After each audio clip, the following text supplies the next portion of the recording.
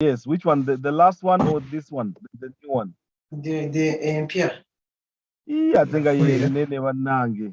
Nkyagigezaako kati tujja tugenda eri enkadde Kati katugende n'eri enkadde yeah, then ejja kuba we can. gundi. Okay, Right. kale. All right. Greetings and good evening, everyone. We are 19 minutes late into the start of our program.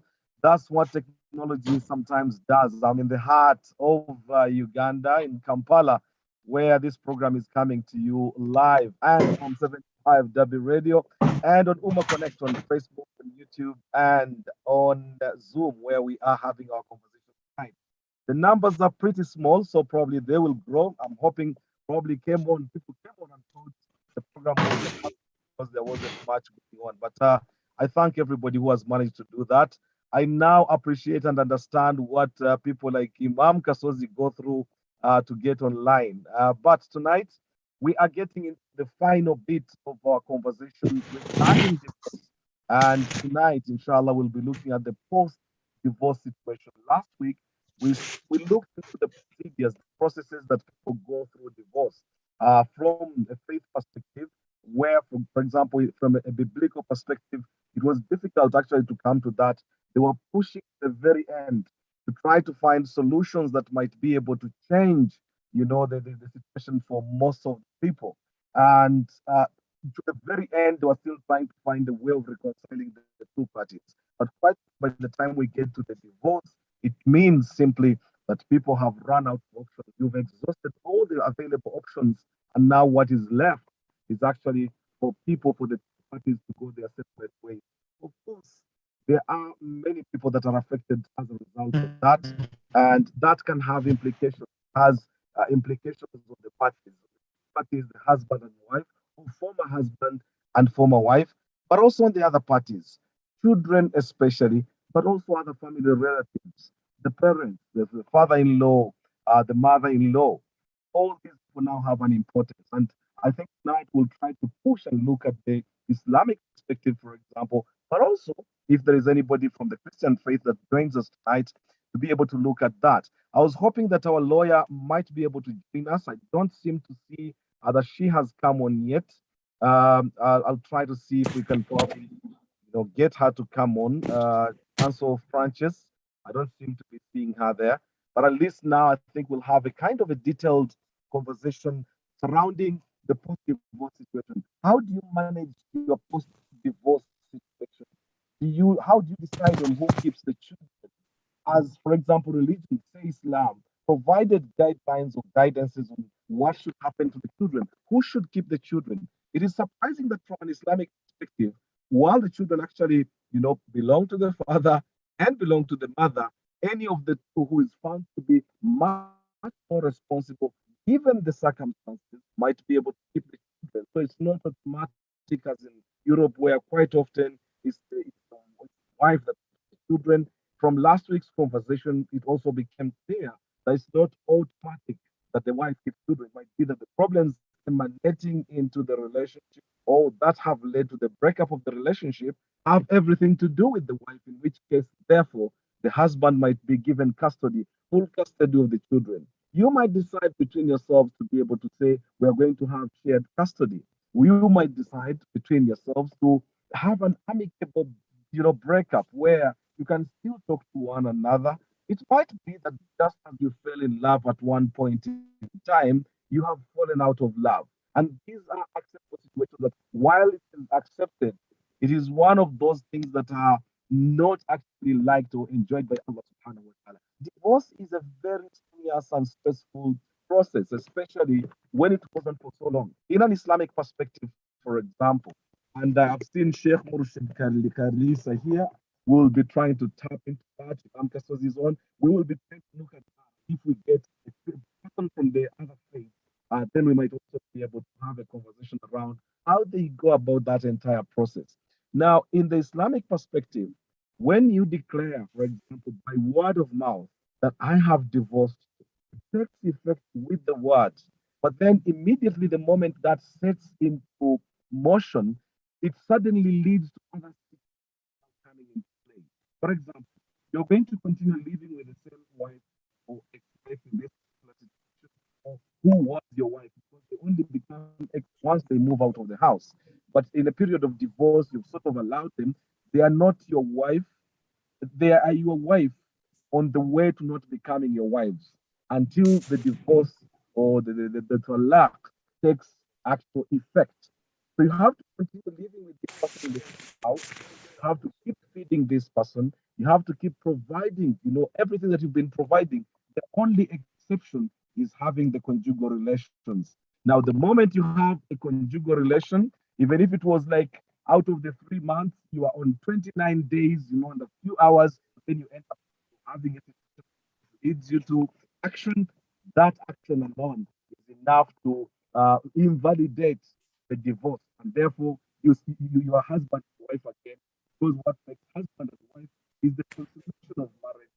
That's the right each one of you enjoys in a relationship. So once you declare by word of mouth that I have divorced you, in Islam it takes effect.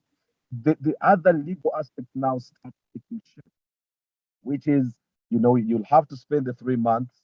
The woman will be in your care in your house, and when that period elapses, then we can say, Qaddar Allah, it is clear nothing has happened within the last 3 months. There seems to be no love lost, and each party can go their separate ways. Tonight, we'll be looking at that post situation.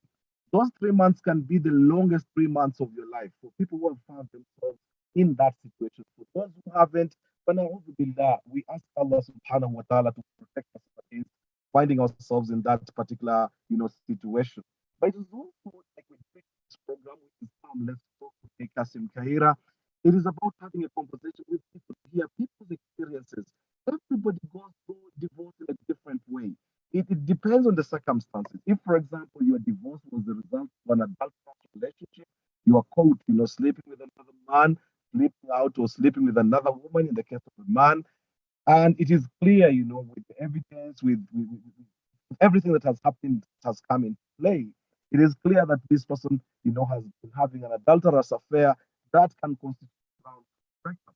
Now, if that is the case, then the circumstances now, the whole thing situation might be different.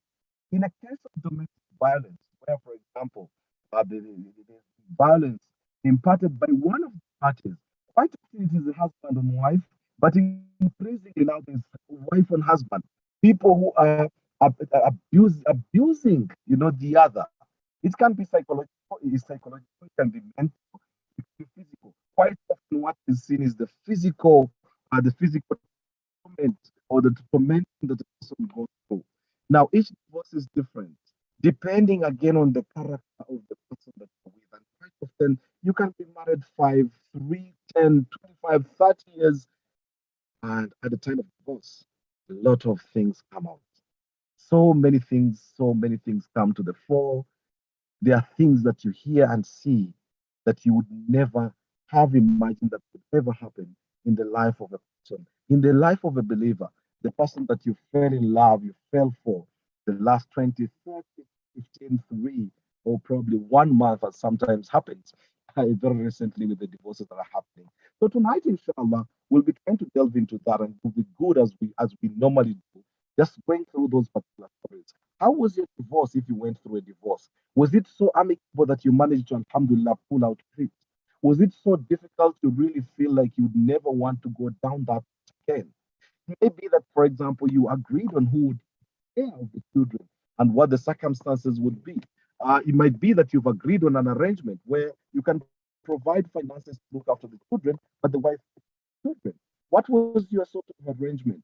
It might not be necessarily about you, it might be about someone that you know. You looked at the arrangement. You might be an imam, for example, you have Imam Kachazi, having seen situations of breakup and you have been in the midst of it.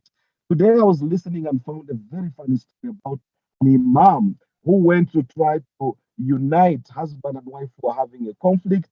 He tried, he looked like he was really trying so hard. The next thing is he was marrying the woman who had broken up from the husband. For an imam, I think that sounds like taboo. That sounds like unbelievable. But these are the stories that we live through. So, Isma, if you're ready, please, given the dilemma we're having with the videos, please, if you can just play the video, and then that would launch us now into the conversation tonight. Just to repeat that divorce is a very, very stressful process for everyone going through it, for the husband, for the wife, for the children. Let us just watch this clip. Maybe it will help us now to open up our conversation tonight, which we have started pretty late, and I apologize for that.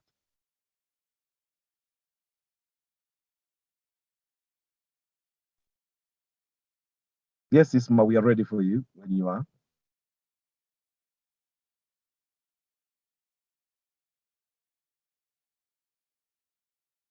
The And from sound is Ghana, not. we have no cultural identity. Okay. And I'm going to explain to you what I mean. See, I work in an industry which is information technology. In information technology, there is one country that really, really stands out when you talk about information technology, and it's India. Indians, for some weird reason, I don't know how they got into that thing in the historical, the cultural context. Everybody maybe went in for IT. The whole country made a powerful reference to IT, just like China made a huge push into industrialization that deals with tools. The idea of having the tools to make a car or make a shoe, heavy industrialization that they can use to serve the world. India went into this heavy thing about information technology. In my 12 years of working in information technology, everywhere I go, it's loaded with Indians. If the information technology, for example, if a place has maybe 20,000 workers, I'm talking about a huge place, in which maybe 10,000 of their workers are engineers, software engineers, computer engineers, so on and so forth. I can assure you that of the 10,000, 9,500 will be Indians. So what has been my exposure then? Indian women. They're the one, they're 4 feet, some of them little 4 feet, things, small things that are making dream money. They came direct from their village into the system and they're making 180,000, 190,000, 200,000 dream money. But there's a strange thing I notice about them. As they come to work, they're wearing their native wear, that thing that they tie and hang on their neck with that dot here. Another strange thing I've noticed about them is we will never, ever, for all my years, I stayed in the United States, I was born here. In all my years of staying here, you'll never hear the Indian women dragging their men to the American court system for divorce. It is our women that use the American court system to destroy our men. They bring the court in to help them destroy the men. You will never hear Indian women doing that thing. You will never hear women from China taking Chinese men into the American court system to destroy them with divorce. You will never hear women from Korea dragging their men in huge numbers into the American court system to destroy them. But when it comes to African women, East Africa, Nigeria, Ghana, when it comes to African women, they just drag their men into the court system. One of the things that I've noticed in this system or in this problem is poverty. Bring these Indian women, they're making 150,000, 180,000. They don't drag their men into court. Plus, sometimes, like in most places, all the places I've ever worked in information technology, they'll have one car. Not that I'm supporting that behavior, but there's something strange on why I see them, they have one car. They wait for their husbands. Even if their husbands are working 2 hours overtime, over their time, they'll wait. Some of them pregnant, waiting for their husbands. When it's finished, they go into the same car with their husband and drive home. I watch Indian women and women from so many other, they're not crazy about the Louis Vuitton, Gucci, all the designers wears. They are not even interested. Indian women, I meet them, they've been here 15 years, 20 years, they still keep their accent. They still speak as if they're living in India. But when I meet our women, and our women, all that they have to do is just get to a level where they're making 50,000, 60,000, 70,000 or 80,000 a year. I'm talking about small money. Small money. Immediately the marriage is in danger. And they change. They start bleaching and they start talking, sure, yeah, sure. Yeah, I went, oh my God, I went to New York. And I'm like, even I who was born here, I don't speak like that. I look at others like the Chinese, they can't speak English very well. And their women may be driving very expensive cars that belong to their husbands. And I look at the Indian women who don't speak English very well, and they're not interested in changing their accent or their undertone. And they wear their native dress, that thing, and everything to work. I look at Korean women, I look at other women, they have this sense of cultural identity. African women do not have a sense of cultural identity whatsoever. Little money and the marriage is over. One thing I discovered, a common trend, once the women make, they go, nurse, 80,000 is all they need to make. And suddenly your marriage is in danger. They want to call the shots. They want to be the ones that control everything. And if you don't like it like that, they'll bring in the American courts to destroy your life, destroy everything around you. They insult you, and I'm like, 80,000 is all that it takes for someone to change, or 70,000, because most of them, even the 80,000 is overtime. They work themselves Sunday, Saturday night, Sunday nights. They work themselves to death. That money that they make as overtime is what is now changing into something that they will destroy everything around them. You know, the point that I see also is that a lot of, and I remember whenever I make my videos, I refer to bitch ass men. It has come to a point where we really can't define marriages in the African context anymore in the United States, because the man is changing diapers, he's washing the plates, he's sweeping the floor, he's cooking. Most men now have to cook to keep their marriages intact. He's picking the kids and dropping them. I've seen the experiences. I don't need to go far. I don't want to go too, but the woman is shouting at them, where's the child's belt? Where's the child's socks? Where's the child's everything? And the women go around telling everybody, we are partners. There's nothing like head of the household. We are partners, okay? So the men are doing everything in the women's role and also doing everything in their role, and they also keep their jobs. And that is supposed to be the perfect. If you don't do like that, they'll call American court on you. This partner thing, I've seen people try it, and it leads to disaster. Like he says, okay, so since I'm the one doing the laundry and washing the plates and cooking the food, can you help me change that bulb? No, that's a man's job. Okay, can you help me change the engine oil in the car? No, that's a man's job.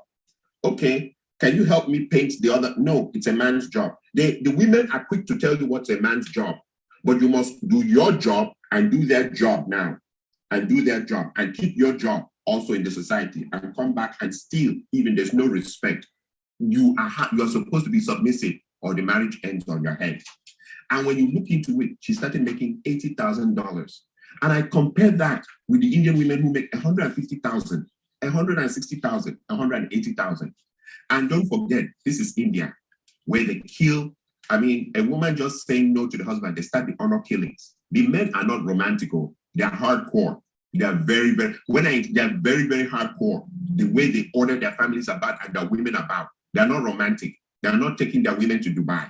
They are not buying Louis Vuitton and expensive perfumes and undies for their women. They are not doing any of that. And when they come to work, they're smelling of turmeric and all those things that they put in their food. Their men don't spray. I mean, some of them, they come and I see the same jeans, the same shirt for years. But their women stick to them with the kind of money they're making. Even the Hispanic women, I look at them, their men are poor. I mean, they all cross from the desert now into this town. They cross from desert, enter this town. I've seen some real dirty, nasty Hispanic women with drop-dead, gorgeous Hispanic women. The women don't leave their men. The same story, we crossed from the desert, came here together, we're sticking together to the bloody end. But when it comes to African women, all they need is just make a little money and they turn the marriage upside down. And there are bitch-ass men who support that behavior. In fact, those women are more celebrated here than even married women. You see a man, if he wants to do his birthday party or his child dedication ceremony or burial or anything, he's inviting all the divorcees who threw their husbands out of the house. They have so much honor. In fact, so many people are calling them and congratulating them for throwing out their husbands out of the house. And sometimes when you go into investigation of why the bitch-ass men are supporting that, is because there's a competition. Africans in America compete to the point of death here in America. Which car someone is driving, which kind of house someone is driving, which kind of job. That's why Africans, it's better you stay away from Africans here. So since everybody's competing, if the woman can turn her house upside down and destroy it, she's already done the job for the man's enemies out there. They are applauding her, they now call her for parties and call her to come and drink in their house. And then there's the part two. When they throw their everything away, a clock starts ticking, a timing clock. Who is going to be the first guy to fuck her? Now that she's on her own, now that she's single, now that she's by herself. And it leads to a proverb from my area. There's this famous proverb from my area. They say that there's nothing as shameful as a big woman to uncover white hair for small boys to enter. White hair. Small boys will enter, come back with just how they slap that ass, how they shaped it up and how they run it around and stuff like that. And you'll be like, and in her mind, she's showing this attitude. She'll go onto her Facebook website right there. I'm too blessed to be depressed. As they go lower, we go higher. Yet we cross a Isma, I fine think we line can and stop such the are video. It liberated sort of stays sisters. And then you fake. wonder what is wrong with I think we African can see women. that. Ghanaian, Isma, I think we can stop that, please, so that we can have a conversation around that. I'm sure now, listening to this conversation, I can see the start from it. So it's already loaded. The conversation itself is loaded, just in terms of how it is portrayed in this particular sense, and therefore there might be things that we can agree upon. There are things that we might not be able to agree upon. I don't like the stereotyping on some of the issues in the manner that he has addressed, like short people and so on. Those really are derogatory ways of addressing people, and therefore wouldn't be supportive of that. However, he raises very pertinent issues, and these are issues that probably we might be able to interrogate as we look at the post-divorce situation. Many of us find ourselves leading to divorce, and this is part of the reason probably money becomes an issue. That was raised at the start of our conversation when we were beginning to have this conversation, how money becomes a magnet for divorces. So okay, we don't lose the audio in the places. Right, it seems to be lost. It's about me moving. I don't know what happens. But I think okay. Well, if we lose the video, then we lose the concentration. I'll try to move less. And therefore, I think Victor raises really pertinent issues, and we might be able to try to forget some of these issues. Salima, I'll come to you because one, I saw in the room raising the issues that are loaded in the video itself, the issues that are raised. Do you have any issues about the issues that are raised in this particular video? Assalamu alaikum. Alaikum salam. You've caught me off guard. There is so many things this That's how gentleman the raised. conversation runs here. You know how we do it. But I just saw your note and I thought maybe there are things that you highlight that might be able to help us, delve into what is the difficult conversation I since we suppose what the gentleman have is it. highlighting is what he can see, is what a lot of us can see. Say, for example, you do wonder, people are in marriages for 50, 60 years, sometimes, but for different reasons. We can't we can't judge a good marriage by how long it has lived for. You see what I'm saying? So that's neither here nor there. Like I think his whole point was, um, you stick around, you're in a marriage, you stick with it, other cultures do it. Why don't African, people do it? Or why don't, African ladies do it? I mean, for so many different reasons. There could be so many, different reasons as to why our demographic has a lot more divorces when you compare it to other people. But again, that's not to say that just because someone stays in a marriage it's a happy thing as well. So, inshallah, I'll go listening to other people, but there's just so much to say. He was talking and I was thinking to myself, who hurt you? Like, what happened? Like, do you need a hug? Like, but No, but yeah. Salima, No. the basic point was on the basis of he was looking at the statistical evidence that if you look at the number of black people, the number of black people divorcing as a result, mainly I think he pinned it so much on the financial aspect, and as a result of the financial aspect was actually high in comparison to others, and not that other people don't have problems like we do, Yeah. just like any marriage does. But it was specific that when it came to the statistical aspect, there is an issue. Um, I'll have to get back to you on that. I had it as you were talking, it came, but inshallah, I will view it when I come. Not The no problem. money, again, I think we're just programmed differently. I think we're just Mm, programmed differently. A lot of people are financially literate, and a lot of cultures are more financially literate earlier on, so they're able to pass that on to their kids earlier on.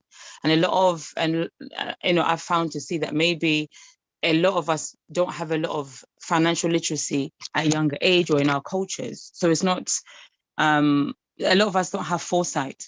Watch together. So maybe a lot of Asians is why you can see a lot of people have a lot of ownership at a young age because they've been taught mm. ownership at a young age. Whereas some of us have been taught to live just to survive, or that's what we have seen. There's, So there's are you never been saying a thing excited of, by the money then? Are you do you saying the understand? money You know, Mhm. money is new to us. As a comedian used to say, money is new to us. So it's like, or zifuna. That's why sometimes you get your millions, you don't know what to do with it. You've never sat down, we've never planned, you've never spoken to somebody, about growth, about what happens when you have this money. Can you put it here? Can it go into stocks? Can it go into shares? A lot of us have not had those conversations from an earlier age, when we maybe in our 20s, even later on 30s, 40s.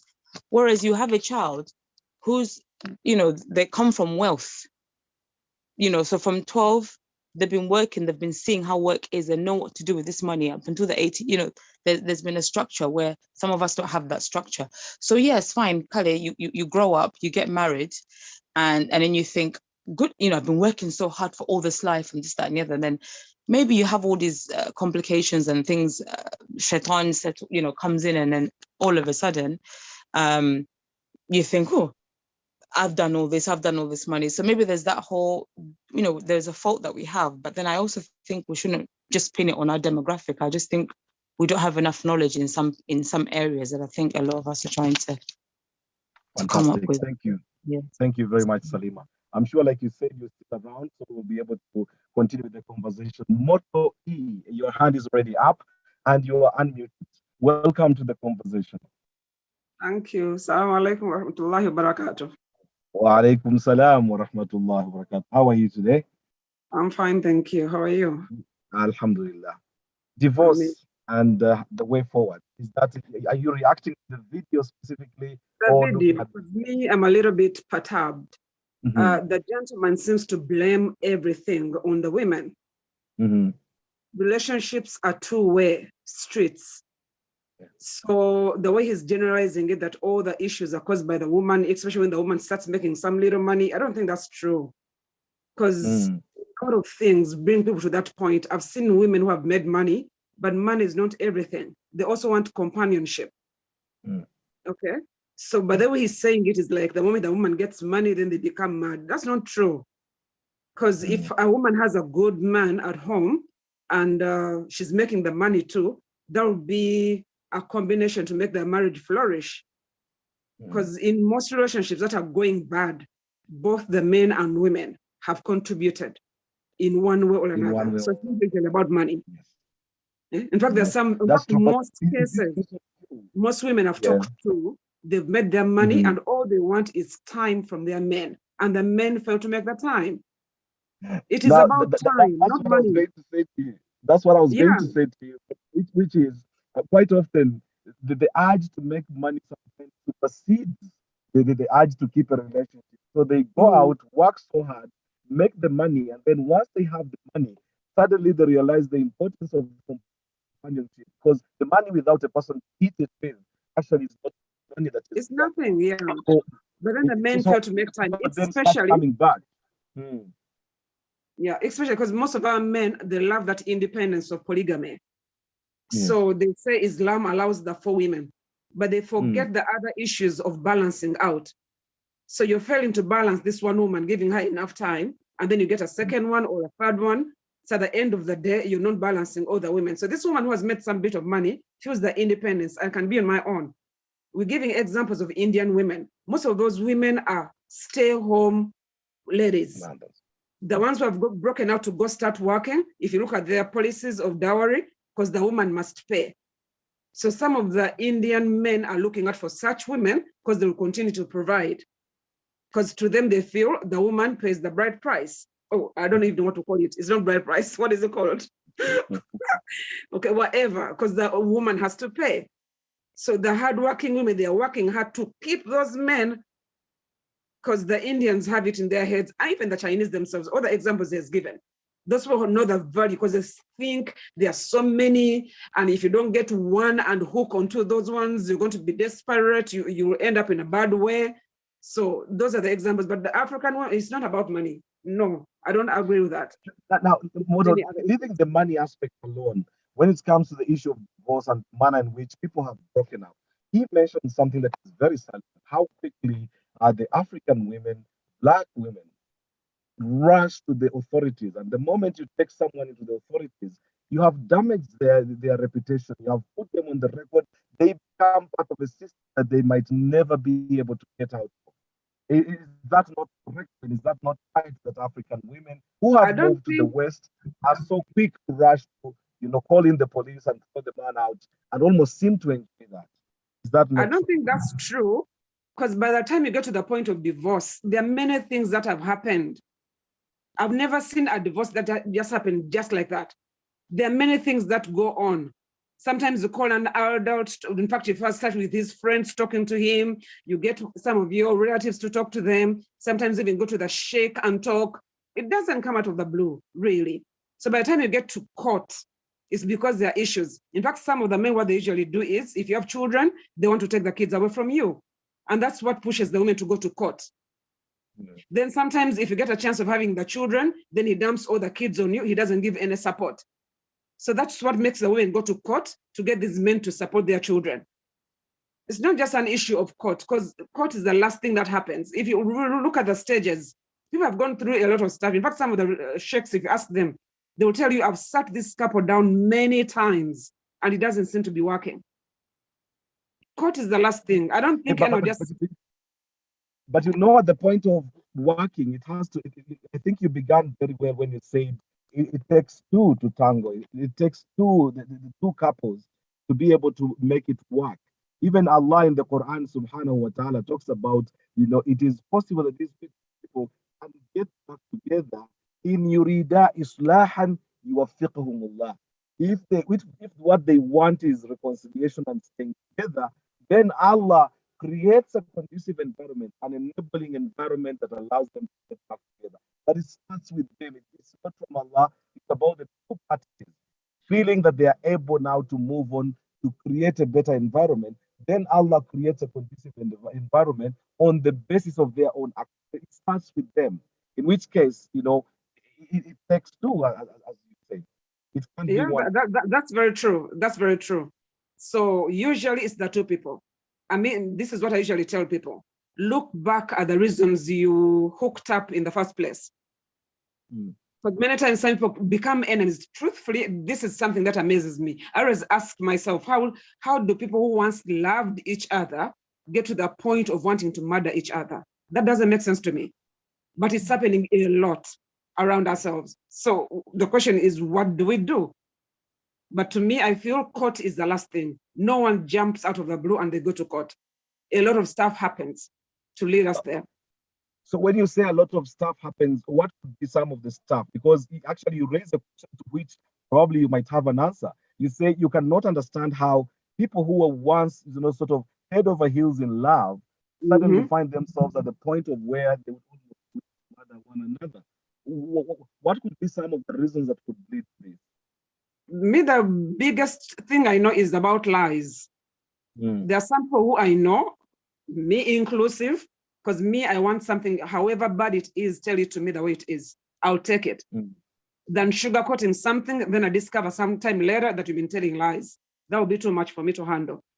So if you have a perpetual partner who lies, and this can be either a man or woman, someone who tells a lot of lies, because that kills the trust. And as long as you lose trust, that's it. Even when they tell you, I'm going to the market, you don't believe they're going to the market. When they tell you, I'm going to do this, you don't believe they're, and that's it. So if you start becoming suspicious, they leave their phone there and you feel the temptation, I must check the phone, because that shows you've lost trust. Okay, so to me, there's time, because if you don't give the relationship time, however busy both of you are, but you need to create time, because I know some people who know they work a lot, but the weekend is theirs.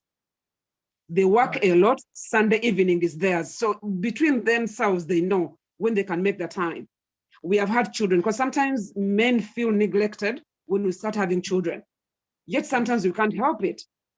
So the two of you talk about it and say, truthfully, lady or my wife, divide our time up.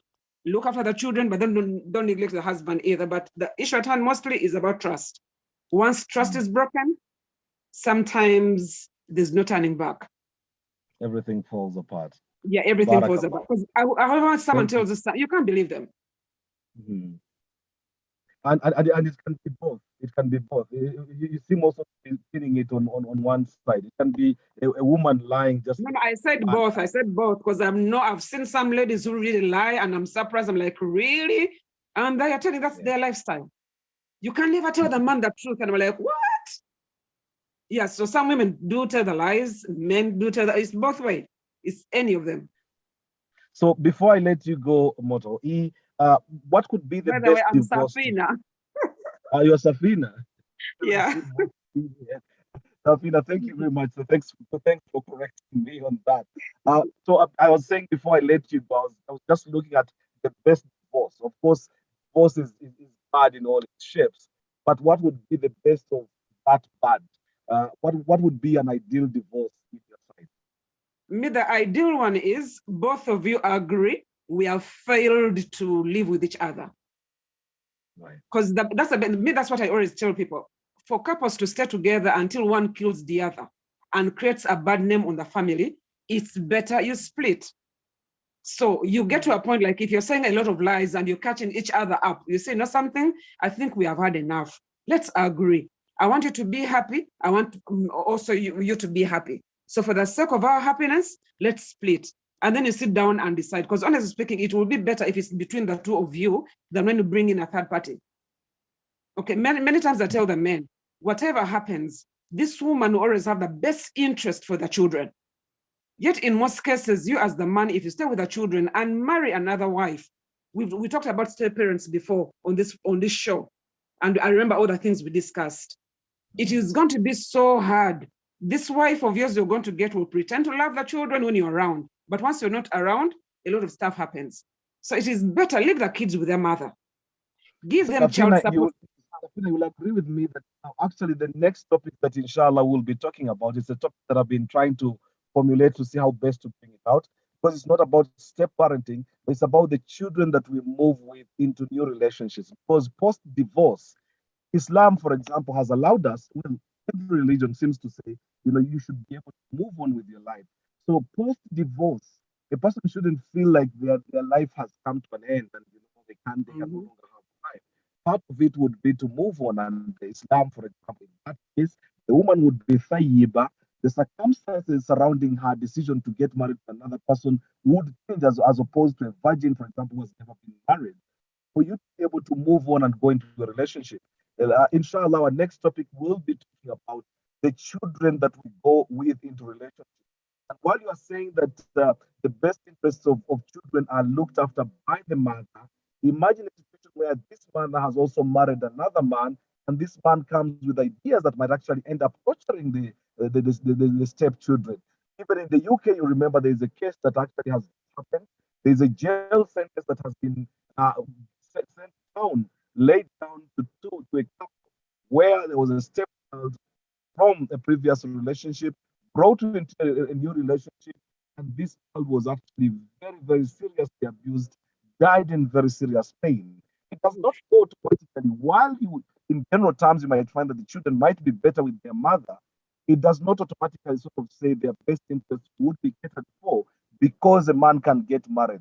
A woman getting married is almost providing the same situation just like the man would find in themselves.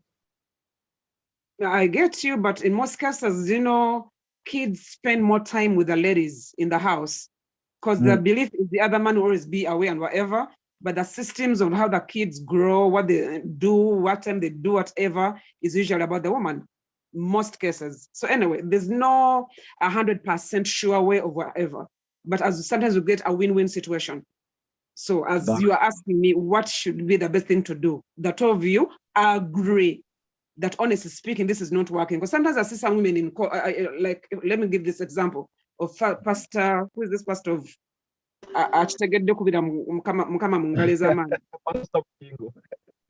Bujingo and a wife. Because honestly speaking, it is clear that two do not love each other. Even that Teddy, I know she does not love him, but it's just an issue of possession.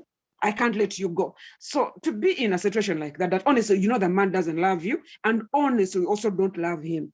Best thing to do is to be let's split what we have, and each of us goes to start their own life, than making both of us miserable. Thank you very, very much. You've really introduced a new dimension of the conversation, and I'm sure we should be actually opening up much more room in that line. Sheikh Murshid Abdul Hakim Karisa, good evening and welcome to the conversation. Nice to have you here. Sheikh Murshid. Hello, Sheikh Murshid. Oh, sorry, I ended up muting you again. Please, if you can unmute yourself, you just all right. Sheikh, Assalamu alaikum wa rahmatullah. وعليكم السلام ورحمة الله وبركاته شيخ. Yes, good evening and welcome to the conversation. Thank you. Good evening. I'm sure you've heard from the two people who have just from the two ladies who opened our conversation that is likely to actually get heated possibly if we give it the right treatment. From an Islamic perspective, I know you're a Muslim student of knowledge in Islam. What would be this divorce situation? Probably maybe you can react to the video and then take us to what would be the best divorce in circumstances that are of course not the best, but what would be an ideal divorce from an Islamic perspective? Of course, like Subhanallah, Bismillahir Rahmanir Rahim. I don't know how I can say, because in the first place, Islam doesn't focus on divorce, because the major reason as to why people get married is to be together and to stay together. And we usually hear the sheikhs telling us, although it is one of the weak narrations, that abghadul halal and Allah talaq, one of the things that makes Allah subhanahu wa ta'ala angry, or among the things that are permissible but are hated in front of Allah subhanahu wa ta'ala, is divorce. Yes. Sometimes it gets hard for a Muslim to sit down and be like, it's hard to discuss an ideal divorce, because usually the Islamic principles focus on how these people are to stay together. That's why usually even divorce comes as the last option. I had one of the Hajjats talking about the bringing the two parties. Yeah, and you bring from the other side and this side, and then you sit together. You bring the sheikh. Sometimes you even involve the lawyer, and so on and so forth. All those things come up just because that Islam gives credit to the married people. Yeah, they are not supposed to depart. They're supposed to be together. Why? Because that's what Allah subhanahu wa ta'ala wants most. So it comes but to divorce.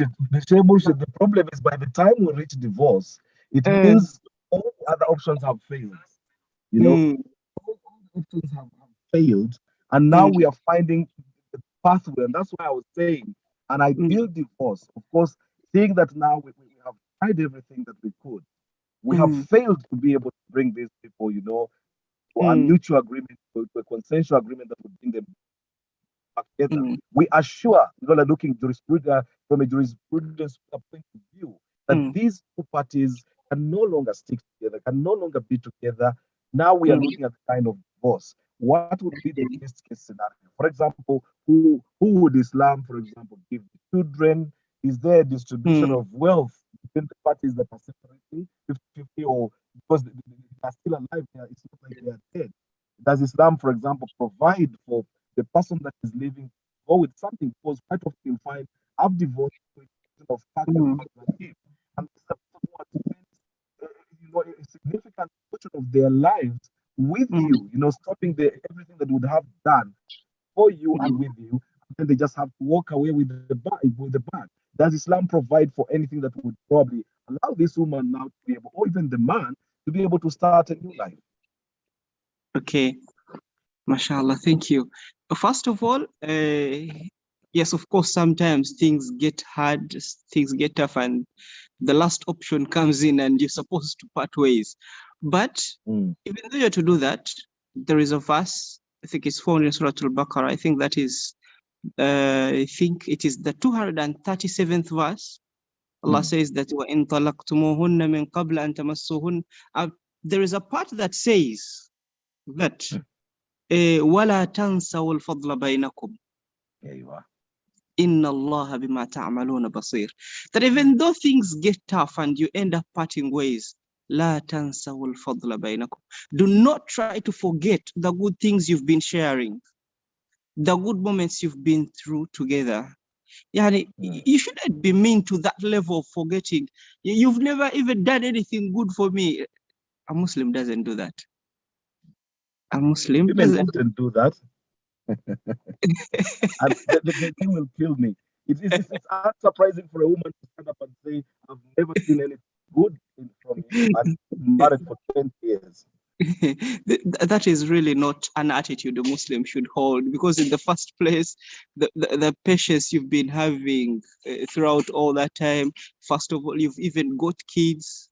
So all those things happen, but Allah subhanahu wa ta'ala reminds us, and he tells us that do not forget the good things you've been sharing together. So in case this thing happens, like even when we sin, Allah subhanahu wa ta'ala forgives us, and he doesn't forget the good things we've been doing.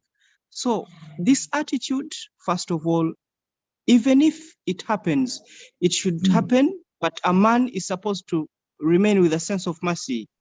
Two, there is something we study in Islamic law when it comes to divorce. A lady should be given capital. Because first of all, she has become old with you. Don't expect that someone is going to come straight away and then they take her off for marriage. So the reason as to why Allah subhanahu wa ta'ala encourages us not to forget the good things we've been sharing together, it's because part of her life has been taken away by you as a man. Right. So that's why you're not supposed to forget her. At least now she's not going to inherit anything from your property, but there is something you've built together as a couple. So a man is not supposed to be mean and you be like, even just go, so on and so forth. It's not good. So does Islam stipulate probably the capital that needs to be given, how much needs to be given, what sort of proportion? Now this is it is not stipulated that there is a fixed amount. It's not there. But this verse carries it all, that a person should sit down and then you get to know. Even it is supposed to be known that this person was your wife, because in the first place, your kids are not supposed to do what? To forget this person in case, for example, you die. Right. Because this is their mother. Even though they are young or old, this is their mother. So you might die and this lady is not going to inherit you, but she can inherit something from the kids. So there is no way that a person could forget this person and you be like, no, just go away. I don't know. It's really not right. Even sometimes when you try and you forget everything, you end up being there's need for capital. Oh, sorry, Chef, go ahead. No, it's okay. It's okay. That thing is. So Islam is laying out at least some capital that a woman should be able to get. In a situation now where, for example, in the world that we are living in today, women sometimes are earning more money than the men, and we've decided to break up. Would Islam allow, for example, the wife now to make that provision for man to go and settle? In the first place, we as Muslims are supposed to allow and agree that somehow things turn to another side that we're not used to, but we're supposed to adopt. We're supposed to adopt for our own good. Because in the first place, if it happens and your wife earns more than you, that shouldn't be a war. That shouldn't be something like brings grudges. It is normal to men. Sometimes they feel bad and they're like, I don't know how they call entondo in English, but it is natural. It is natural. Usually men tend to have that attitude and they don't want to be fine. But it has happened. And what are you going to do? You're going to come, for example, Salima is volunteering in Tondo to say pride. So probably there might be an element of pride in Tondo, but I think it's more than that. It is more than that. I think it is pride that is negative, not positive in any way. Yes. Because in the end of it all, it burns you. You are not gaining. So it is not good, but sometimes when things happen, I think that's when we need the utmost communication. The utmost communication. You sit down with your wife and you be like this and this and that, such that you get to the better ways on how to run the family. Because on top of having money in the house, you be having kids, you have a family to keep, and a lot of things that are supposed to move on positively. So it is not right sometimes to focus on the money this wife has. Because in the first place, you have things that you're supposed to move together. It's not all about money. It's about the pleasure of Allah subhanahu wa ta'ala. You're married as Muslims, and you're supposed to live marriage as Muslims. And if you're to part ways, you part ways as Muslims. In case one dies first, you go as a Muslim. So there is no reason as to why this aspect is supposed to be forgotten, because we know very well there are very many people that came before us that got wives who are very hardworking and they had money, but this didn't stop their marriage to prosper. It didn't at Fantastic. all. Okay. Thank you very, very much. Thank you very, very much for your submission. And I hope we'll be able still to get to hear from you, because I'm sure there will be more issues coming up arising from an Islamic. So at least there should be startup as one way that would allow a person to go and start a new life, which means at least Islam is saying your life should not stop with this. You've been living this, I don't should know if this. be able to live, and therefore have a happy life. In terms of in terms of going to court now, what would be the Islam's advice? Would it be that if people now decide to go through the courts, it's because they think probably religiously, especially for the women, that they would not be served right? What would be your position on that? What would you say to that? I didn't get it clearly. I'm sorry. I'm saying, what would you say to people opting for secular courts instead of coming to the Harvey courts, for example, where they can be dissolved, their marriage can be dissolved from a Sharia perspective? They decide to run to the secular courts because they are hoping that there they will get the 50% share victory, as opposed to Islam, where you are just going to give them capital, sufficient capital to get them started. They decide to run to the courts. Would Islam have a problem with that?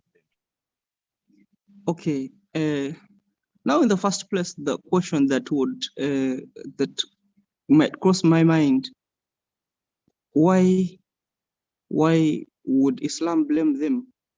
And if Islam blames them, then we as men, have we really played our roles? That is another question. And then another thing is, why would they run to the secular courts in the first place? If the Islamic institutions could be institutions would be doing everything right. I think maybe somehow there is something that is lacking through all our institutions, as the Islamic said. Because if everything would be going on well Islamically, then there is no reason as to why these people would be running to the what? To the secular secular courts. courts. Because Islam, as we know from that definition, the complete way of life. So if it's a complete way of life, then why would people be running away from this complete way of life to be going to that life that we don't know? So if we leave them, or if we put them at a pace where they don't have where to go, then they find another option. And then in the end of it all, we can't blame them. Fantastic. We All end right, up Chef. blaming Thank you very, very much. Thank you very, very much. I hope you'll stay on. Inshallah, we'll be able to bring you back in, because I'm sure there will be questions that will be rising or arising out of conversation, and that should be able to allow us at least maybe to interrogate some of these, especially if they rise up in the chat room. Remember, you can actually put your points there, or if you have any questions for the Sheikh, you can just put them in the chat and we'll have a conversation around them, or just do the normal stuff. You can just raise up your hand the Zoom way, and then we'll pick up you and you can put it to the Sheikh or to the audience here, and then we can delve into that. Remember, this is Come Let's Talk with me, Kassim Kayira. and I'm broadcasting live from Kampala, but through the studios of 75W Radio and Uma Connected on YouTube, on Zoom, and on Facebook. The time is just about 14 minutes past 9 o'clock. That is in wherever I am. This is nearly actually past midnight from the local of it, 11 minutes past midnight in Kampala, where I am. And let's widen up the conversation. I've seen some people who have been in the conversation for the first time. Sheikh Ravi, I can see you are there. Assalamu alaikum. Hello, Sheikh Ravi. Assalamu alaikum. So I saw Radia Mohammed or Mohammed, and could you please unmute yourself, or where you are unable to speak? In the meantime, I'll just move. Why don't I go to the United States of America? Go to Hasfa Kasudi. Hasfa, assalamu alaikum. Wa alaikum assalam wa rahmatullahi wa barakatuh, Kiki. Are you on the road? Are you driving? I can hear the Yes, kind of. I am. Oh, dear. Let me hope it is safe for you to speak. So, we're taking divorce tonight, and we are sort of trying to wrap up the post-divorce situation, kind of relationship that should exist between the two parties. If since they have failed, they have found that actually they have irreconcilable differences, and they end up having to go their separate ways. What would be an ideal divorce situation? Is there anything like an ideal divorce situation? I think I think one where you go separate ways without fighting over property, fighting about who keeps the kids. Sorry, not fighting about who keeps the children, not fighting about property, not fighting about alimony. I think that might be the most ideal situation. But at the end of the day, there's a price to pay for somebody. The kids have the price to pay for losing both parents, living under the same roof, children visits. Then if you have properties, then you have to decide. So I don't think there's any amicable way of doing it, unless it was really a bad marriage. I don't know. Mm. Yes. Yeah, but because when it's about divorce, like Chikeke that's why you found. divorce. Oh, okay. Now, saying, I think that's why you found it a bit difficult when we say a sort of a best divorce, an ideal divorce, because it's difficult to imagine a situation where you are going apart and then we are saying a best case scenario. But I think you've broken it down pretty well in terms of not fighting over those things that people normally fight over. But the other side of the story is by the time you go for divorce, yes, is my voice breaking? Okay, sorry about that. I'll try. I'll try to see if it can get better. I was saying by the time you get to divorce, people are angry. Nobody ever gets to divorce in a happy mood. You can be happy after being granted your divorce because that's new freedom. But during the process of divorce, that strenuous process that you have to go through to get to divorce, especially in a secular system, leaves you really, really drained. And therefore, it is difficult to imagine that you can go into divorce while happy. So you're not really going to be in a happy mood and you'll be relatively angry. But what we're trying to say is being able to balance that, bringing the anger, but the anger to be able to look at the bigger picture, the children, like you have mentioned, the life after. Because when you live with a divorce that has been so painful, so hard, so fought about, even getting into a new relationship becomes a problem to an extent because you carry that burden from that particular experience of divorce into a new relationship, and that might affect how you relate after that. Chekeke, you keep disappearing, and I think my phone to me be not clear because I'm driving. I remembered an incident. One of my coworkers was getting divorced. They didn't have children. They had a house. They agreed to sell the house and split the money. But the only catch between them was a dog. Who keeps the dog? They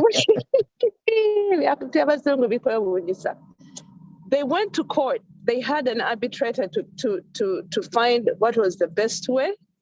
She was having anxiety because she could not imagine never being with that dog. That was her biggest problem. Everything else did not matter. And I just couldn't believe it was the first experience. So when I was here, I'm like, you're really fighting over a dog?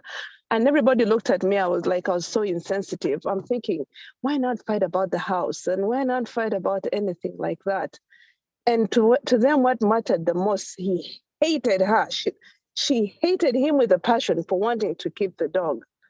I could not believe, but there's never, I think, an easy way. If both of you agree that we're going to go separate ways and it is going to be amicable and the children visits, this is what is going to happen for both of us, which rarely happens, then you say Alhamdulillah, because nobody wants to have a divorce. Divorce is always the worst thing to go through. Always the worst thing to go through. But it takes a toll, shekeke, on the children. First of all, when our parents fight, you never know which side to take. Oyo chitawe yakoze what? Oyo chitawe yakoze what? Then you hear maybe the kids go to school, they never clean them well. Maybe they do this. It's like it goes all the way to school. It takes a toll on the children. And you release that anger, instead of taking it to the person you're divorced to, sometimes the kids end up paying the price for it. So it's a painful process to go through, not just to the two adults, but the children. That takes a toll. And we overlook things like counseling or family members, the support that you always get. If you get that, you hold on to that. If you can take the kids to counseling so they can overcome the trauma and the loss, it's like almost the loss of a parent who's gone, not dead, but is living. You know, for a child to go through that and kind of, overcome that can be really wonderful, but it's such a difficult thing. Fantastic. Now, Hasfa, moving on, because now seeing that, for example, divorce has happened, you've gone your separate ways. How soon is too soon to get into a new relationship? Or does that depend on the kind of divorce you've had I think it depends on the kind of past relationship? divorce. If it is not someone just pulled the rug under you and like, oh, I think we need a divorce. I think by the time some people do that, but sometimes when you have finally come to that point and say, okay, we are having separate ways, I don't know, 6 months, you can't put a timeline, a year, you know. If there is no children, you also have to put that in mind. You could do it in a year. It might even be too soon in a year, because when you have children, how soon can you have somebody else and your children know that, and the children know that you have someone in your life? Right. Do you feel guilty maybe if you have to bring someone in their lives, even if you're not bringing that person in the kid's life, but the children knowing that you're actually seeing somebody, whatever it may be? Islam doesn't accept dating, but I'm just talking in general terms. Islam does accept dating, but not in the context of how we see it. Islam does allow dating. Okay, exactly. So I don't want to be misquoted and say, you know, Islam doesn't allow that. But yeah, to each is their own, you know, they can't be really a timeline. People hold on to that. People just never get married at all and just never date and never get married. So I think to each is their own. Whatever works for everybody is what they do. Right. Thank you very much. So you say it could be a year, it could be a month even. It depends on whether there have been someone that has been just hanging around, because it might be that you're going through a difficult situation, but there is someone who is seeing this difficult situation and they couldn't wait to have you around their lives. I'm sorry?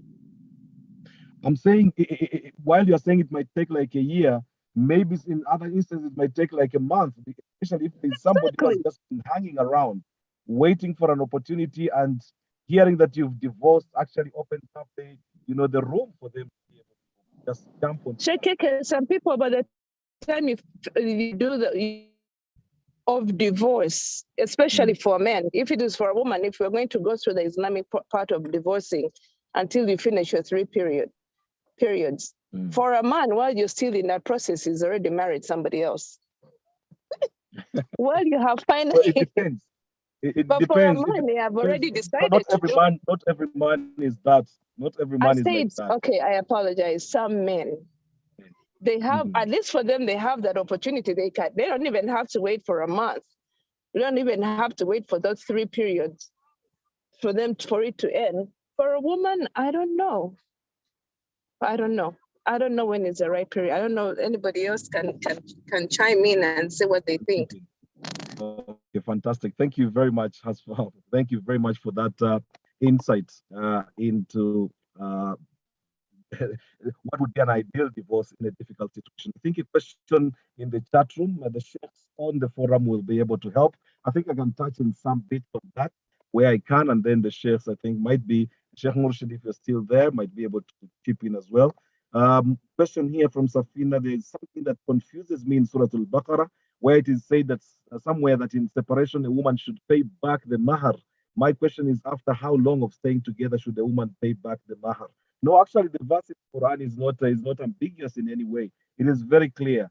If you have married a woman and you have not touched her, in other words, you've married because what is touching is the consummation of marriage. I've come to you, I've paid the mahar, we've gone through our wedding, but in between the wedding and getting to our room, to our home to be able to start a life, something comes up, something happens, something that comes to destroy, what we thought was going to be a happy home.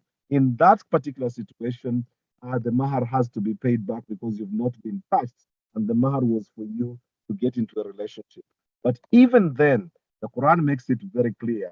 It would be ideal for you just to take about half of that, or even in other situations, leave the mahar entirely. Why? The moment you ask and announce that you're going to get married to someone, this is public information. The Prophet talked about "A'linu an-nikah," pronounce, publicize the wedding or nikah. Why? So that if there were any potentials, they would have to lose in the client, the person, because they've been taken. After war, quite often you go to countries where looting has taken place and someone comes and grabs the house. I remember in Rwanda in 1994 when they went and they were taking over houses that had been left by people who fled. People started writing on the houses, Yara Fashkwe, Yara Fashkwe, Yara Fashkwe. Yara Fashkwe is it's been taken, it's been taken. And if you see it and it's been taken, it means you can't bother because someone is already there. So the situation now that we are dealing with in this situation, by pronouncing you're getting married to someone, you are blocking everyone. So in that particular case, the pain of a person who has been told they are going to get married, they go through the marriage, and then before the marriage is consummated, something happens along the way, then things change. In that particular case, Safina, the verse in the Quran is very clear. The mahar can be paid back in full if you have not touched the woman. Or in a situation where now it's the woman who asks to be left, to be dissolved from the man, so that for the marriage to be dissolved. It might be a wife who comes out and says, I no longer feel like I love this man. I fear Allah subhanahu wa ta'ala that if I was to continue in this relationship because I just want to show off that I have a relationship, I might end up committing, a sin before Allah subhanahu wa ta'ala. So I'm seeking to be relieved from this relationship. In that case, because you are the one asking to be released from the bondage of the relationship, then you pay back the mahar. That's the one situation actually where you pay back the mahar almost entirely because you're buying your freedom. And in that case, it doesn't matter how long you've been married. If you're buying your freedom, then you pay the mahar. The time depends on your emotional well-being. Soon will be a disaster for both of you and a disservice to the new partners you get. I think that's in response to Hafsa, where we're talking about how soon is soon or how soon can someone actually move on. It depends, and I think it varies between men and women. But I also think it also depends on the level, the depth of the heartache. Sometimes a woman will break your heart, and women quite often think that men's hearts don't break. But men are human beings as well, and men's hearts break in such ways that actually becomes sometimes unbearable. Women might be able to talk about certain things to fellow women and therefore even go for counseling. Many men, out of that macho, that manness, even fail to seek help, and that can have its own dangers. Sometimes people end up committing suicide, and that actually has like sort of detrimental effects on the men who decide not to look for the option of, finding counseling as a way of getting out of difficult situations. Mayanja Fazil, I can see you are there. Assalamu alaikum. Hello, Fazil. Hello, Fazil, Yes, Mayanja. yes, Sheikh. Assalamu Walaikum alaikum. salam. Walaikum salam wa rahmatullahi wa barakatuh. Are you busy? What do you get okudduka? Then just madam put it this one, as you know. Okay. So, Eventually. divorce now, and we have reached the point where initially we looked at the causes of divorce. Last week we went into the process of divorce. Now, even struggling through, the process of getting to the divorce. But now we get to a point where divorce has been accepted, it has been activated, and you're going to try to move on. What do you think would be the best case scenario in a divorce situation? What should happen between the partners? How should they deal with the children? I think for me, what would be the ideal scenario is like the fact that the problem with separation or the things of divorce. What I've seen so far is that the ideal situation would be if everyone on either side has accepted to let go of each other and to let each other start a new life and not being nosy and pokey in the other person's situation. Also, the idea that you don't weaponize things like children on one hand, as well as properties, like the previous speakers actually mentioned. But then we find that depending on how you got each other, there are scenarios where a relationship started on the back of a woman, or the other one started on the back of the man. In that, for example, if it's the man, for example, if at all you're talking about if you are the man and you brought the woman from Uganda to here. So in those circumstances, at times with the investment someone put in to bring bring you someone over over here. Yeah, to bring someone over here, you might find that for the man, it might be hard, the one who finds himself in that particular position, it might be hard for them to let go. They're like, oh, it's like a lifetime investment. So at times it's not more like, let's separate on good grounds, because you look at it like the person you brought has nothing to offer on the table. On the other hand, she's going to be taking child care and all this kind of stuff, so at times it's hard. So if tables are turned, and if it's the woman, still the woman would go around telling people how she brought Kayira here, actually how she brought Mayanja here and stuff like that, and that kind of stuff. Yeah, that kind of talk at times it's really bad. So for me, I believe that the best ideal would be like if you have accepted to let go, yeah, like you let go. For me, if I let go, whatever you want, you just take. Whatever, if it's a house, if it's, I would love to still see my children, or talk to them and stuff of that sort. That's what would mean the world to me. But these worldly things, surely the woman is pulling. If it's becoming a very big situation, I would rather let it go. But going back to the point, the most ideal situation would be, not poking into each other's lives. Looking at who I'm dating. Because at times what happens if the woman finds out that you're dating someone much more, if someone is much more better than your previous girlfriend, whatever, wife, now it would be a big, it can be a scandal some time, because they're always looking, stalking you on Facebook, stalking on you on all these social platforms to see what you are up to, and yet for you are not stalking them to see. Now, if you get someone who is a wee bit much better than them, they're like, yeah, so this is the lady who took away my man. Now, if you get someone who is not so much better than them, they will be like, now look at the person she left me, No, seriously, that's what Israel. And it looks like there's no winning. It looks like there's no winning in this situation because if you do, you're doomed. If you don't, you're still doomed. No, I think it's not something that you think is gonna happen like you know, like like the next day. Okay, we have accepted, we have signed the papers, and it's gone. It's gone. Look at this gentleman. I'm sorry to bring this example, but look at this guy. Who was his name? I think it's Kanye West.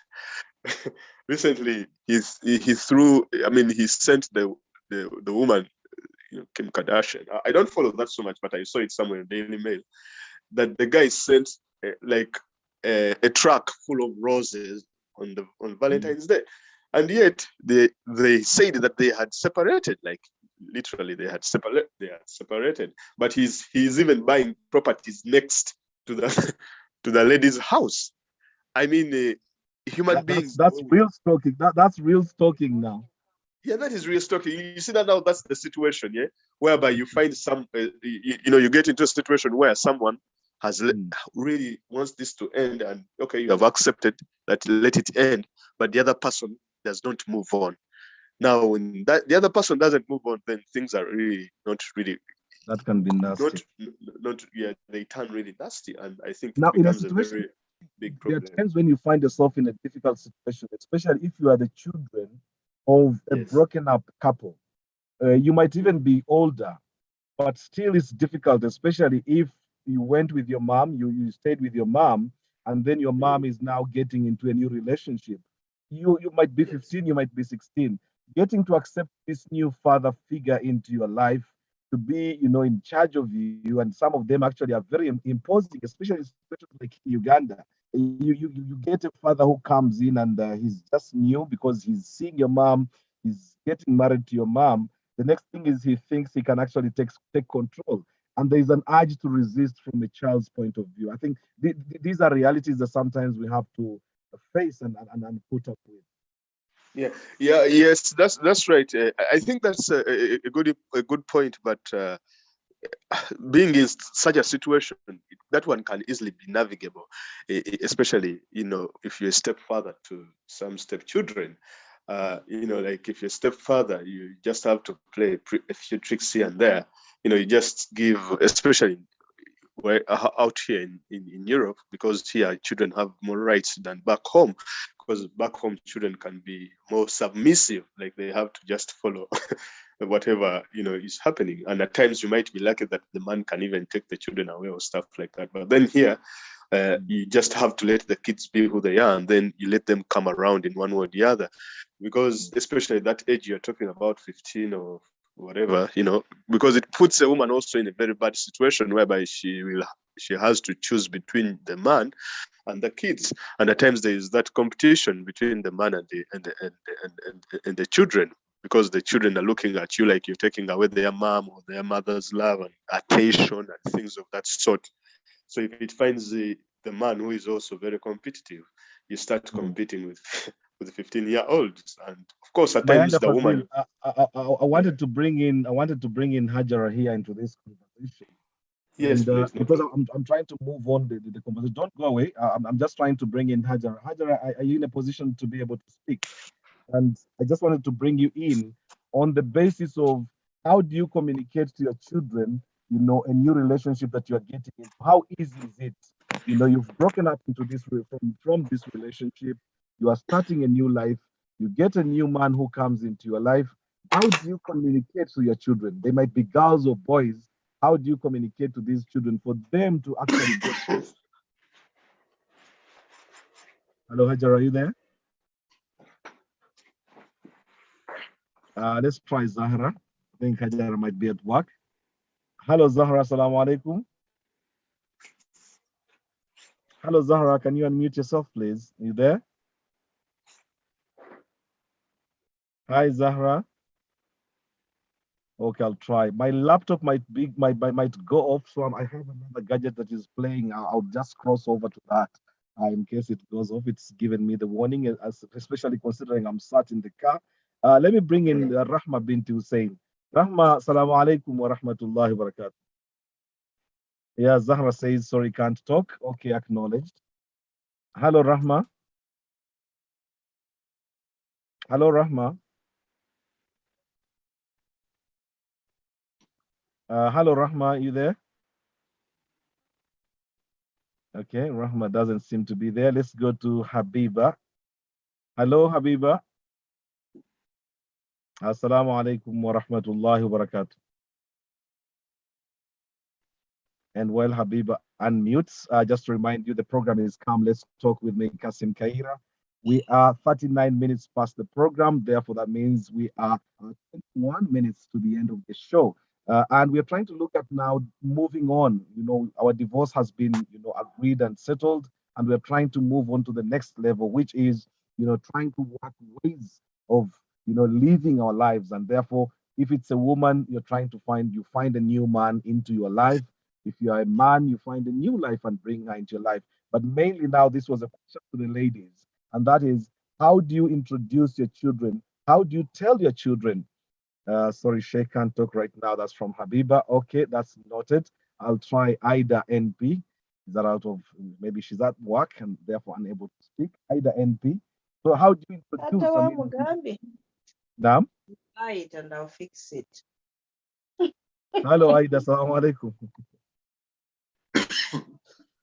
Naye wandise message oba wulya tolina ssente tula ku ssente zange. Ida? Oh, that bled into that. The line had just operated automatically unmuted, and therefore we ended up. Let's go to I'm the Joy. one who muted her. I think she was having a private talk. A private talk, and well, Yeah, she ended up getting unmuted, and that was almost opening us into a new conversation. yeah. Joy, hello, Joy. I think it's Joy Mutesi. Hello, Joy. Are you there? Hello, Joy. Oh, I'm not having any joy. Okay, let me try Jojo. Hello, Jojo. Are you there?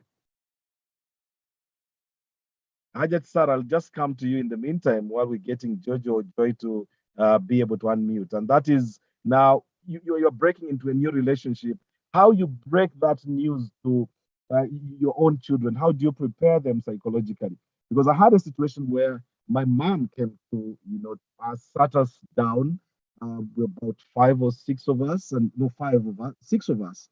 And she says to us, you see what happened between me and your dad, and we've broken up. Decided to move on. But I'm a Muslim woman. I'm a woman who fears Allah subhanahu wa ta'ala. I can't be seen just going and sleeping around. I have found a man and I would like to introduce him into your lives. It was heavy, it was quite heavy. Jojo, I've noted your point as well. You're saying, sorry, not able to talk now. And that's fine. It was a bit heavy to sort of take in, but the fact that someone had taken the courage to sort of come up and face us to us and sort of mention that, I think sort of put us in a place where now we had to psychologically prepare ourselves on how we are going to navigate that new life.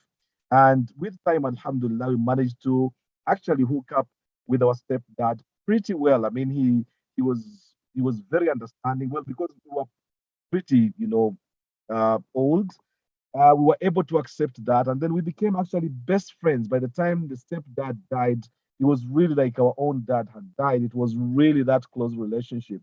It was mutual respect because he didn't come in as the dad who was coming to impose himself on us. He was the dad who was coming in to listen to what we had to say. When we almost practicing Sheikhdom, and therefore he comes in and looks to me, asks questions like, Sheikh, what does Islam say about this? And it was a sort of a natural progression. It seemed quite natural the way we managed to get into that situation and got to accept him. In other situations, you'd find that probably there would be resistance.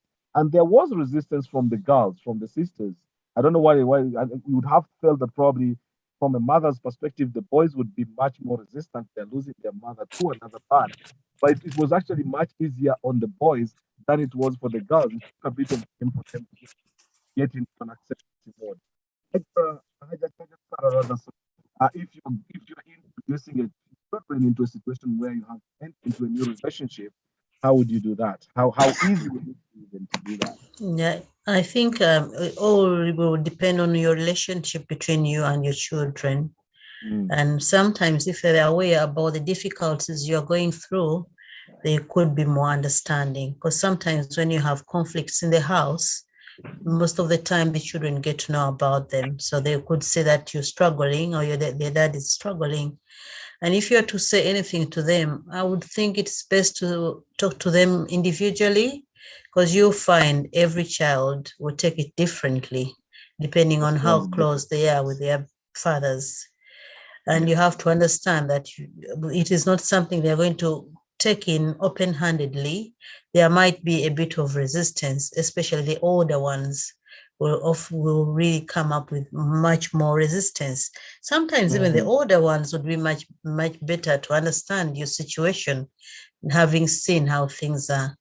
But it's not That's the same point, Hajat Sarah, that Hafsa here makes in the chat room. She says the older they are, the more resistance there is likely to be.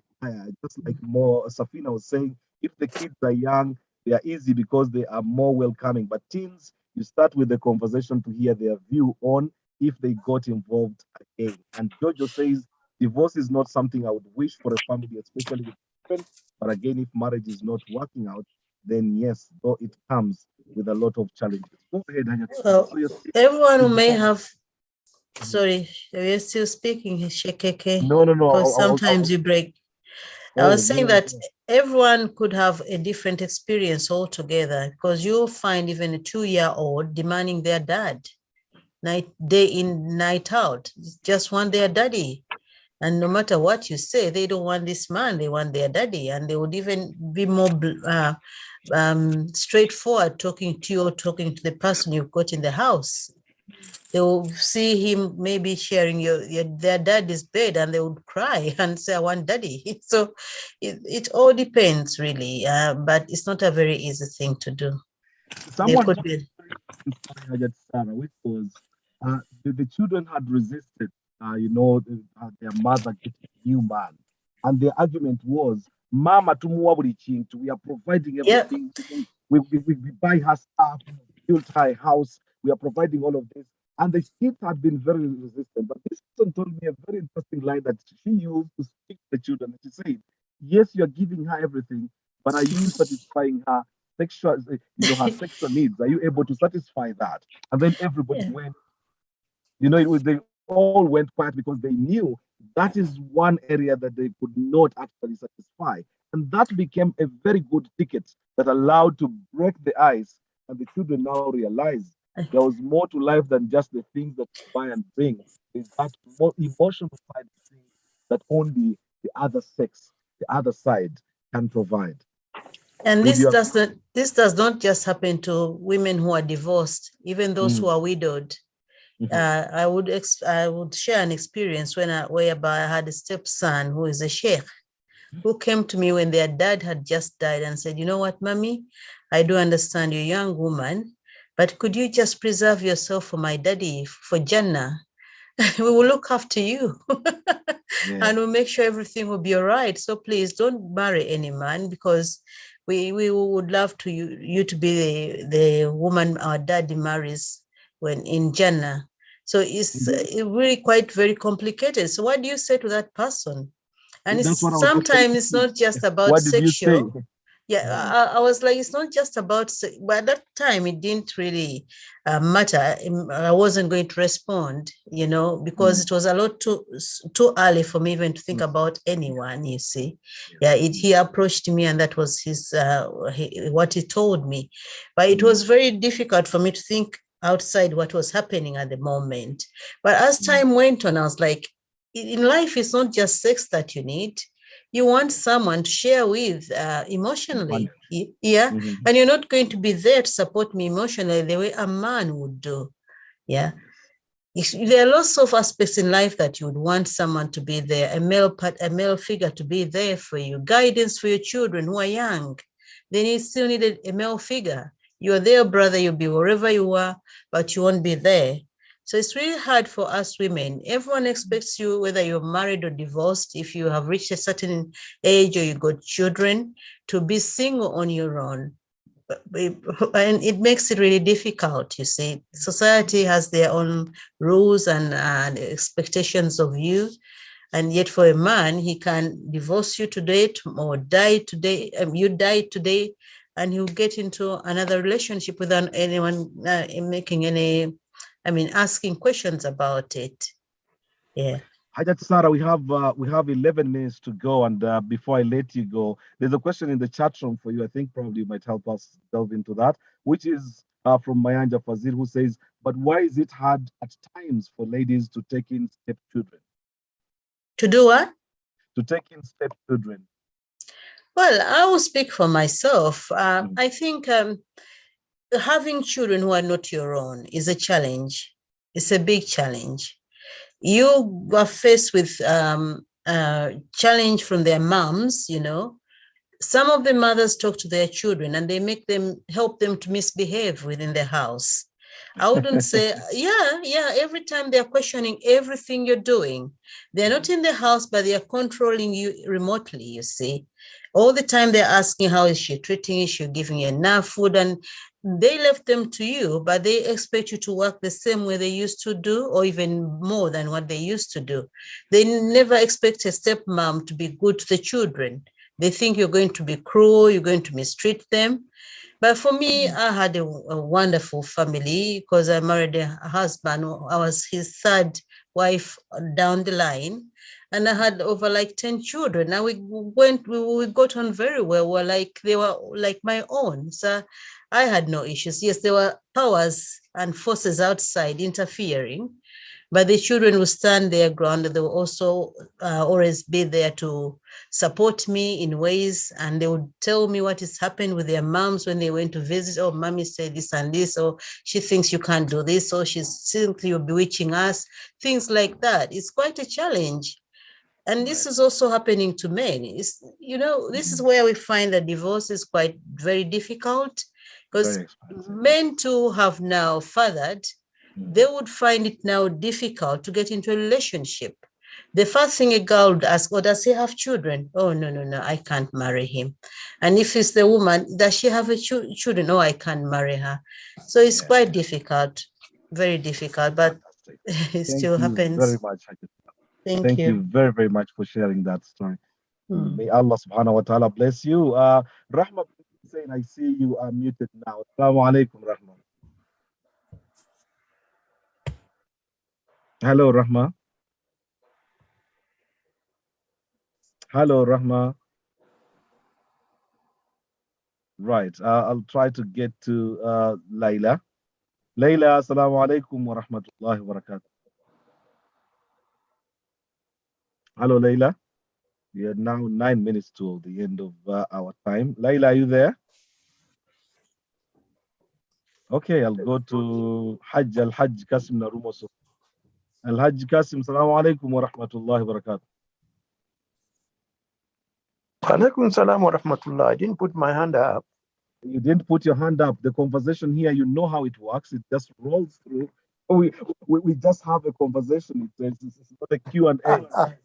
A conversation. We always have a conversation. And we are at that point where divorce has happened and now you have to move into a new relationship. Ajat Sarah has taken us into coming into a relationship and how you introduce children, into the new relationship. How easy would it be? What sort of conversation would you have with your children if you had children from a previous relationship and you're entering a new relationship? Is it difficult for a man or is it easy? I think it's difficult for everyone. It's not easy. There's nothing easy. When you are entering a new relationship, it is not easy for anyone.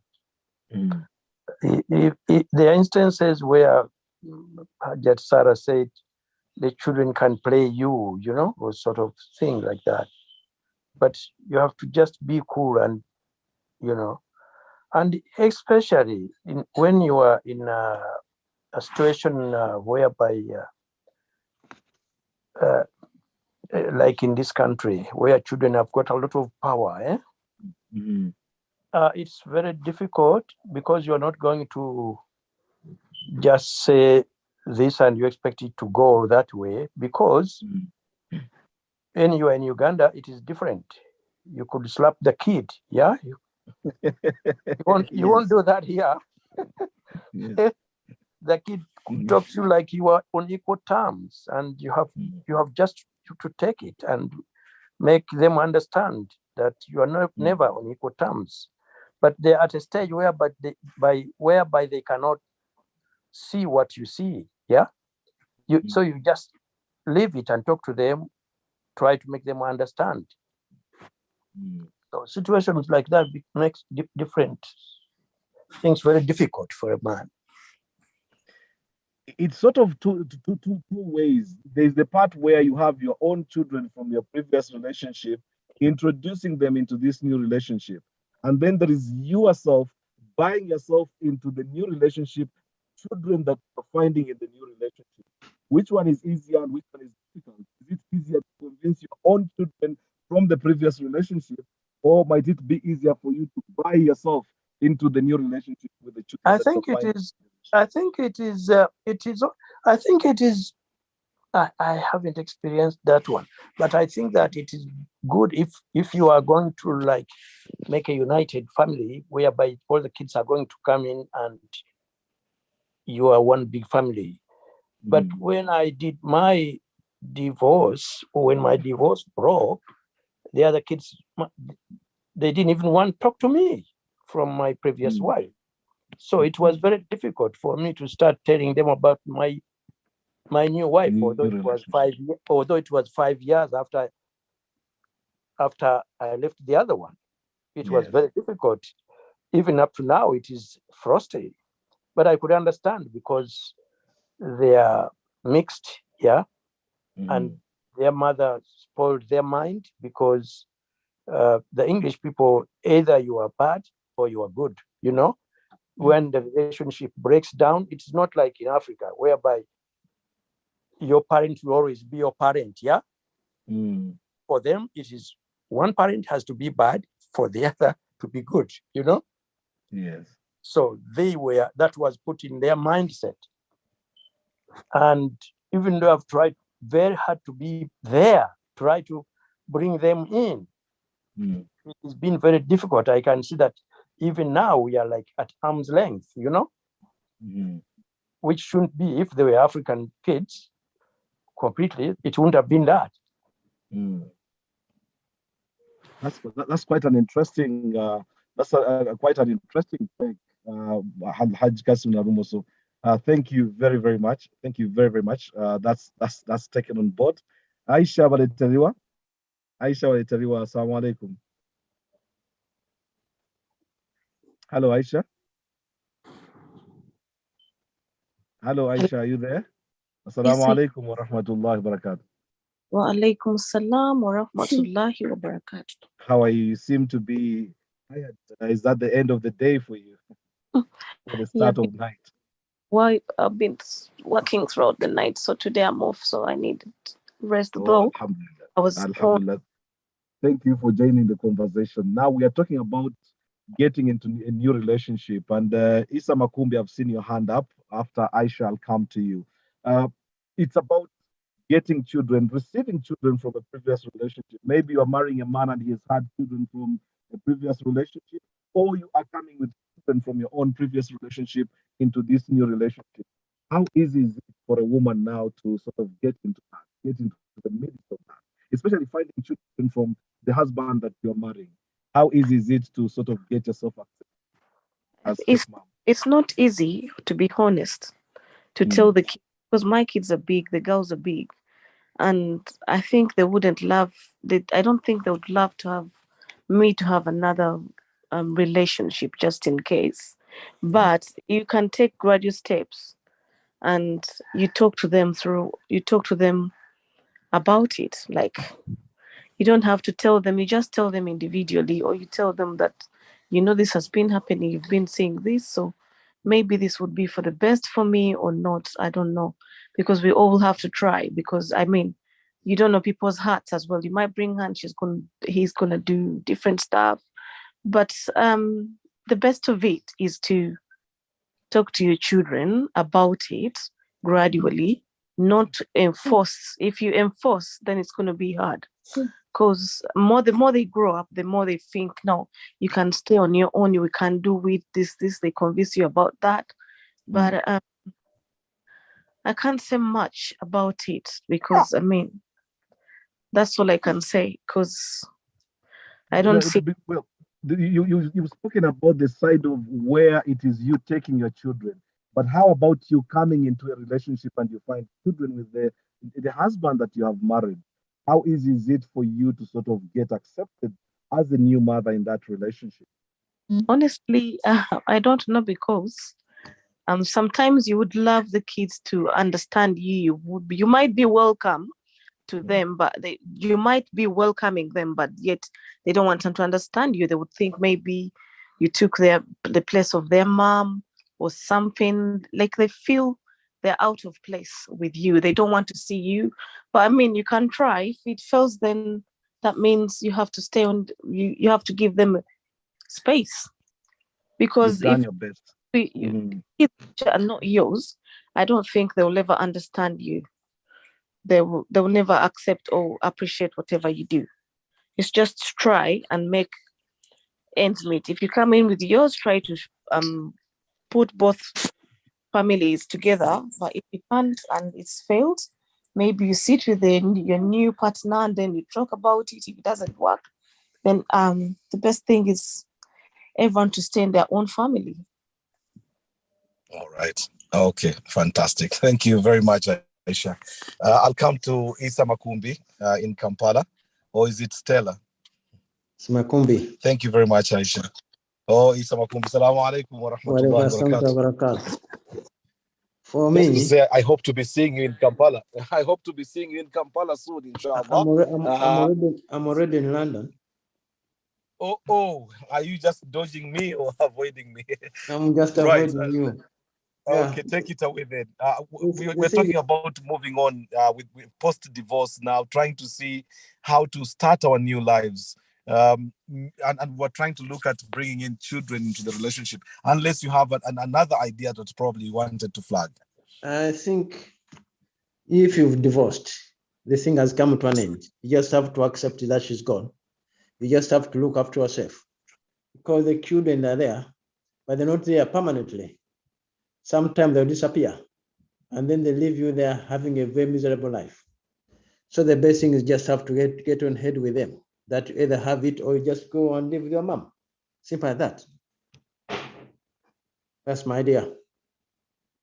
But then, I mean, in terms of acceptability, how long can you give it? Is it something that you would keep trying through and through just to make sure it works out finally? How long is your patience? How long can you hold the patience to be able to get accepted? Try. Keep on banging to their head till they accept that their mom is gone. And then you have to move on. For me, I've been to unless you make it up, but when you become old, if you are single, you have a very miserable life. If their mom is gone, you just have to get someone else. So if they disagree, then just pack them to go and live with their mom. Then they leave you alone. Actually, they'll come into their sense. You just have to be tough. That's how I look at it. Hello? Go. We've lost Sheikh Kayira. He said he was going to log on with another device. Okay, I think we give him a bit of time.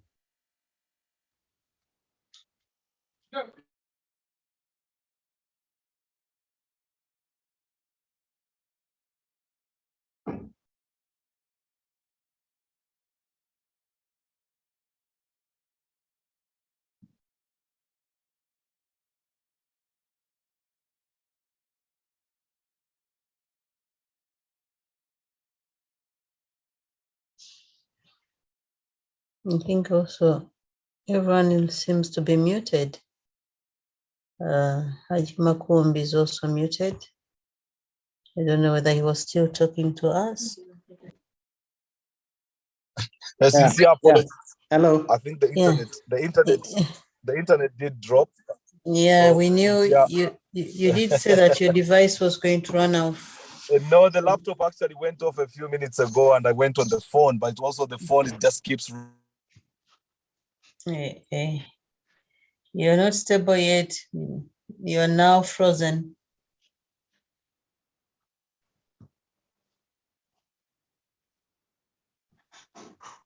You need to log on again. You're frozen, Shekeke.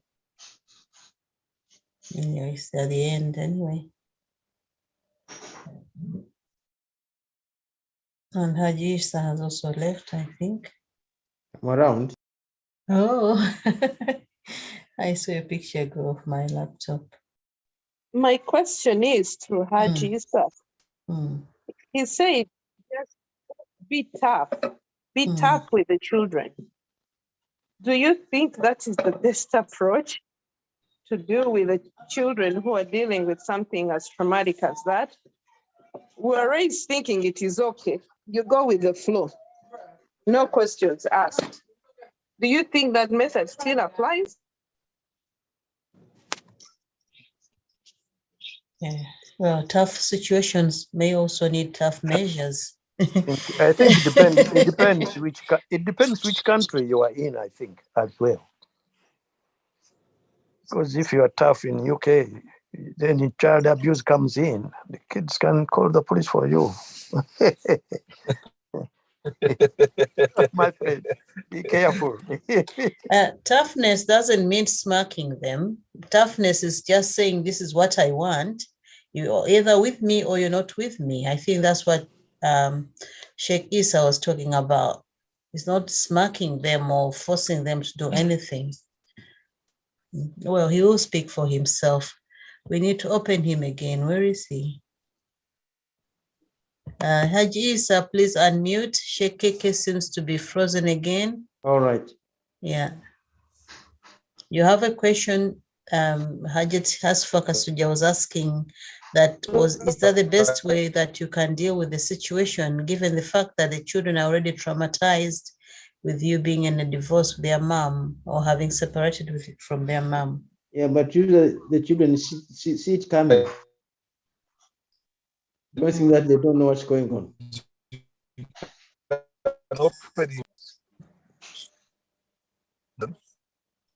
Hello. Hello, your network is not very good. Try again. Okay. I think that looks might be better. You're gone. Are you back, Sheikh Kayira? I am, and I've been listening in. I didn't want to interfere. Is it not okay? Yeah, we're a bit can hear you very skippy. well. Yeah, we can hear you now, but you're a bit skippy. Right. Breaking. Okay. Oh dear. Well, I think we should try to see how to wrap up the conversation, simply because the way it is playing out. But I didn't want to end the conversation when people were actually enjoying. I was listening to Haji Kassim Narumoso and Safina there, the exchange. I think it would be interesting. So in case I drop out, please see the conclusion, see the debate to the end. I can only remind our viewers and listeners that this is Come Let's Talk with me, Kassim Kayira. And because of the technological difficulties, definitely that's the lines dropping out or bleeding out and in.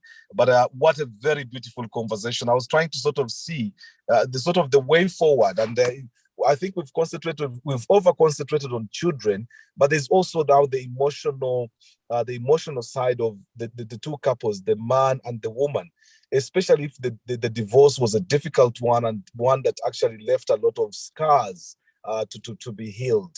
How does one begin even the journey of getting healed in a situation where they've had, a very difficult divorce? Quite often, we will find that, yes, women can easily talk about these things, and sometimes that helps. For the men, you find that, but bottling it up now quite often just try to look manly, probably even rushing quickly to get into a new relationship, sometimes just to show off to the other party that they are strong and they can stay on, without necessarily psychologically, mentally preparing themselves. They end up making probably the same mistakes that they made in the previous relationship. Is that something that you have actually, witnessed? Please just feel free. We can open up the microphones and have a conversation around that, and that should wrap us up. How do we emotionally get ourselves ready to move on to the next phase? Sheikh Murshid, if you are there, probably you might be able to come in on this. Just help us navigate this conversation, please. Sheikh Murshid, if you can get unmuted. Hajat Sar, I don't have the... I'm looking for him. The power, so unmute. I'm scrolling down to see if I could get him. Sheikh Murshid, could you put your hand up, please? Yeah, he's there as yeah, Murshid, he's right Murshid there. Abdul Hakim. Yeah. Could you unmute Sheikh Murshid?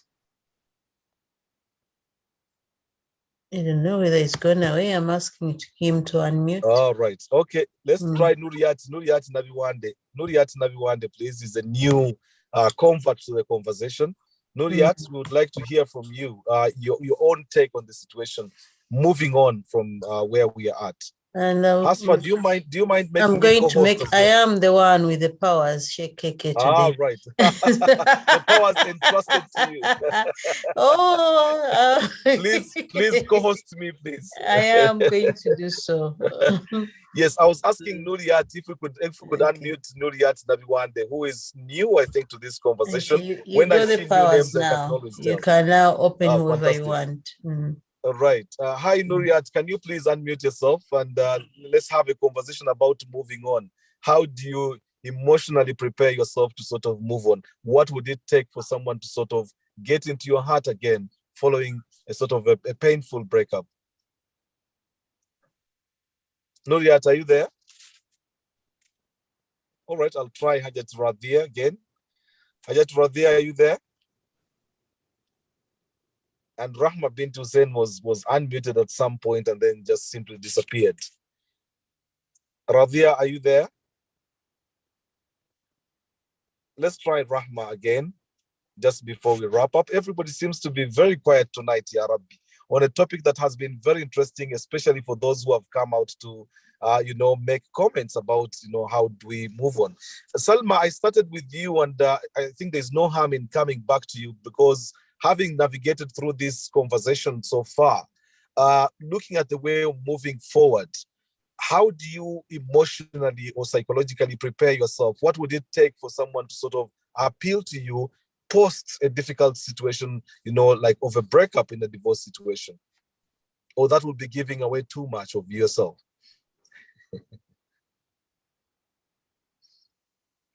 Hello, Namatov.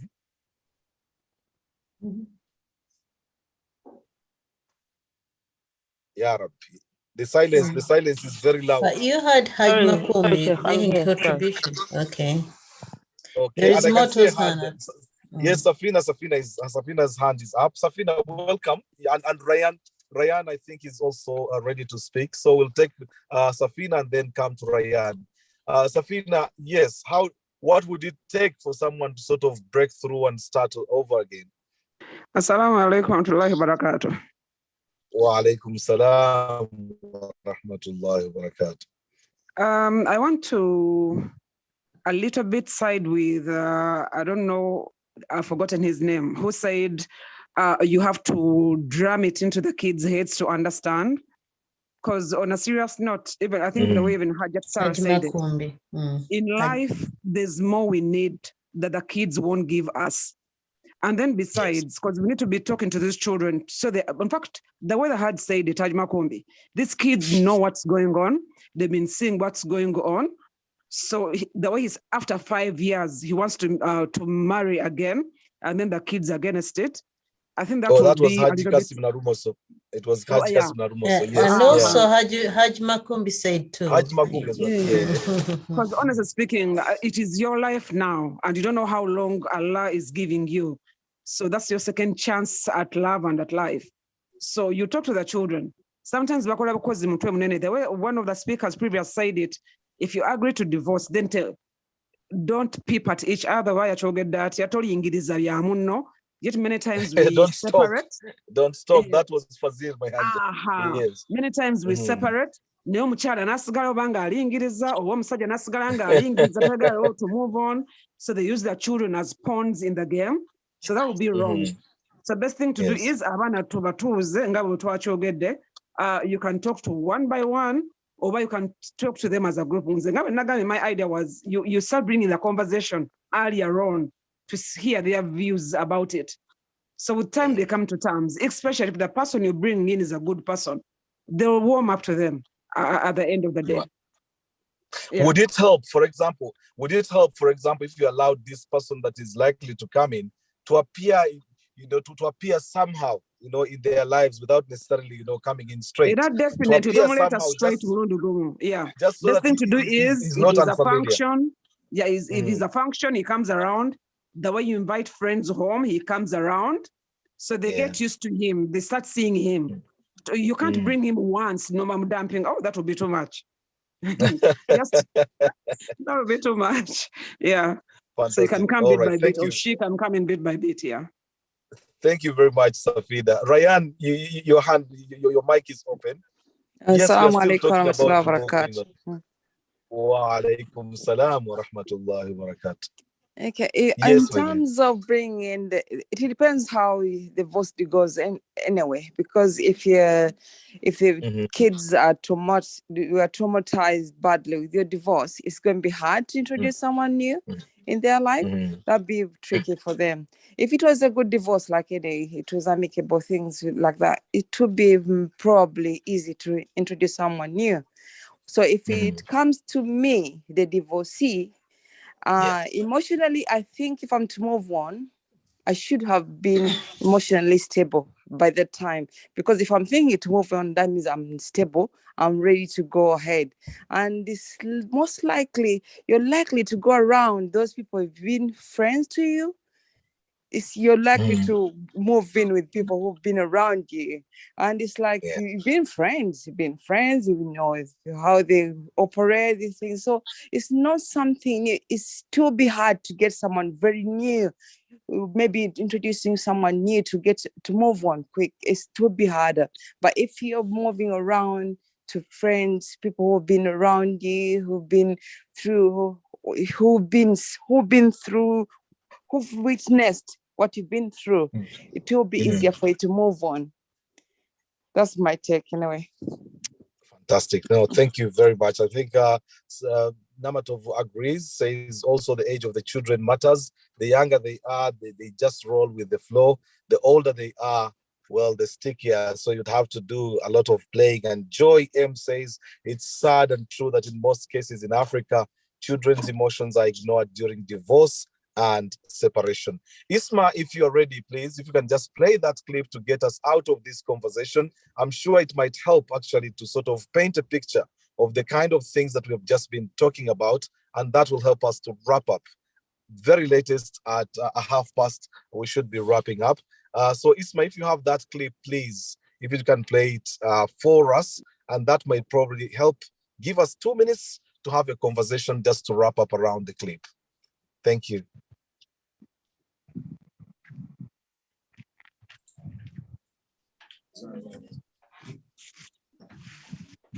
Looks like an advert that. Can we skip please and get straight to the clip?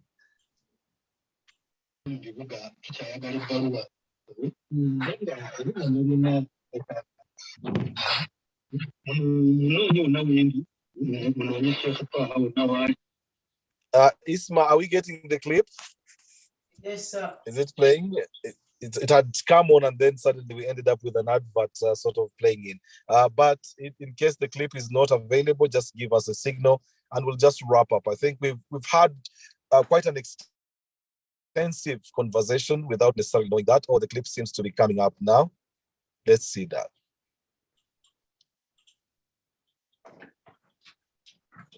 She thought it would be forever. Marcy spent 15 years as the wife of an NFL football player. But instead of happily ever after, she found herself heartbroken and divorced with 2 kids. In her book, Beyond the Pain, Marcy shares her life lessons on dealing with tough times and inspires women to get on the path of healing and restoration. Well, welcome, Marcy, to 700 Club Interactive. It's good to have you here. You write in your book, Beyond the Pain, about that invisible woman syndrome. What do you mean by that? I literally mean being invisible, feeling as if you are not there. It's almost like an out-of-body experience, like you're just going through the motions, kind of robotic. And like people don't see you. And what's unfortunate is that when you feel like your spouse doesn't see you. No, that's a heart-wrenching thing. You know, I was thinking as I looked at the pictures of your wedding, nobody walks down the aisle and says, gee, you know, this might not work. I mean, I mean, we all have those forever intentions, those dreams that it's going to be wonderful. When did you realize something was wrong? I realized something was wrong when my children started to understand what was going on. Really? Because I feel like as a mother, you kind of take more than you probably should, and you want to save it. You want it to work. So you do all within your power to fix it. And when my children started to understand, I said, okay, what example am I leaving for them? What type of legacy am I leaving for them? You reached a breaking point where you realized, you know what, this isn't going to work. I mean, divorce is happening to me in spite of my best intentions and my heart desire. How did you handle that? Because I think I don't know about you, I've walked through this path myself, and it, to me as a woman, it just felt like such a failure.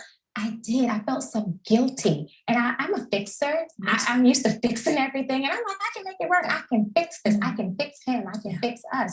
And I had to understand and know that wasn't going to happen. It wasn't the case. And I was just wasting time. And how much more time did I have to waste? I had a lot of life to live, and I wanted it to be a good life and a fulfilled life. So I had to go ahead and file for divorce. Did it take you a while to move past the emotional repercussions of that? Because, you know, such a big part of healing is forgiveness. And usually we don't just say, well, you know what, I can just look past this. And how did you work through all of that? That took some time. Took definitely God. And I seek counseling. For me, that's what worked. So you know, everyone does something different, but I seek counseling. And I had to understand we come to the table with things, our past, our environment, everything that affects us. And I had to understand the things that I brought, the things that he brought, and it's baggage. And so I had to learn how to forgive him because of some of the things that he brought to the table that really weren't his fault. Yeah. And sometimes, you know, I don't know about you, but sometimes you have to forgive yourself, you know, for even judging yourself, you know, like to just God, let me be free as your child, as your creation. And forgive yourself for allowing yourself to get into the situation. Because if you are a fixer and if you are someone that a perfectionist and you want things to done, you go, how did I end up here? What did I do wrong? It's all my fault. And it's not about the blame. It's about getting past the pain. It's about growing. Absolutely. Yeah. Absolutely. The journey moving forward. Yeah. You mentioned your children earlier. And I think, you know, there's so much weightiness when a marriage breaks up where children are involved. At the same time, they kind of call you to have to rise up above what you're feeling and get the job done. How did you handle that? Do they? Because I kept thinking these two little people who did not ask to come here, who did not ask to be born, are depending on me. They are my responsibility, and none of this is their fault. And so I have to do whatever I can within my power to be the best mom to them. And that's what kept me going every day. And you know, when you talk about bringing baggage into relationships, which we all do, how you respond in that moment of crisis and how you respond to your children is going to impact whether they bring baggage into their relationships. That's a weighty responsibility. Absolutely, because they're watching us. They're always watching us. You know, they watch what we do. They hear what we say. So it's so important to always be aware that, I mean, even today, I've been divorced going on 4 years, and I'm still like, okay, they're paying attention to this. How's mom doing? Is her smile authentic? Is she healthy? Because Lord forbid, but they may go through this one day. And of course, I wouldn't want them to, but I want them to have the tools that they need to make it through, just in case. And if not this, something else, because life is fraught with disappointments and loss and discouragement. You say, though, that it's not all loss, that there were things that were saved. Talk about that. Bailey and DJ were two of those things that were saved, just two beautiful children out of our union. Myself, and knowing that I had a purpose that was bigger than just being a wife. And self-respect. Self-respect. That's right. My dignity, my character, still choosing to do things the right way. We talk about that. I talk about that with my children, that character is what you do when no one's looking.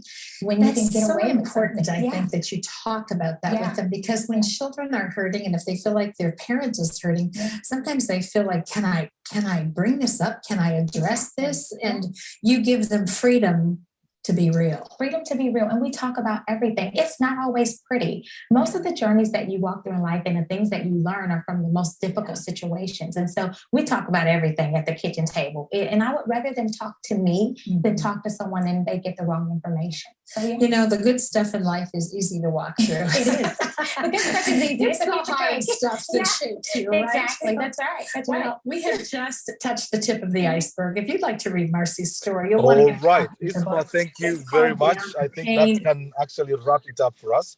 Thank you very much for the clip. And I think we should be wrapping up in case there is just a point, having watched this particular video, seeing this wife of a famous NFA player who decided to break ranks with just wanting to be, seen to be in a relationship which wasn't working. Then definitely I think there would be time to be able to move on, but also feel that the decision that you took was worth the time. Thank you very much for your time. For those who stayed with us, apologies for the difficult lines breaking in and breaking out, but alhamdulillah, I think we've managed to get through with that. Have a very good night, and inshallah next week we'll be looking at getting into relationships with children. We've tried to touch it a little bit, but it's a special topic in its own way. And it would be interesting just to see, as a child probably who went into a relationship, how did you manage to cope with that? Unless something maybe comes in the middle of that week's topic as part of moving on from a relationship. Thank you very much and have a very, very good night. Assalamu alaikum wa rahmatullahi wa barakatuh. Wa alaikum salam wa rahmatullahi wa barakatuh. At the end, you are very clear. You broadcasted very well. I think we should call it a night or a day for those who are still up. Whose day is still going. I'm going to turn off the thing. Good night, everyone.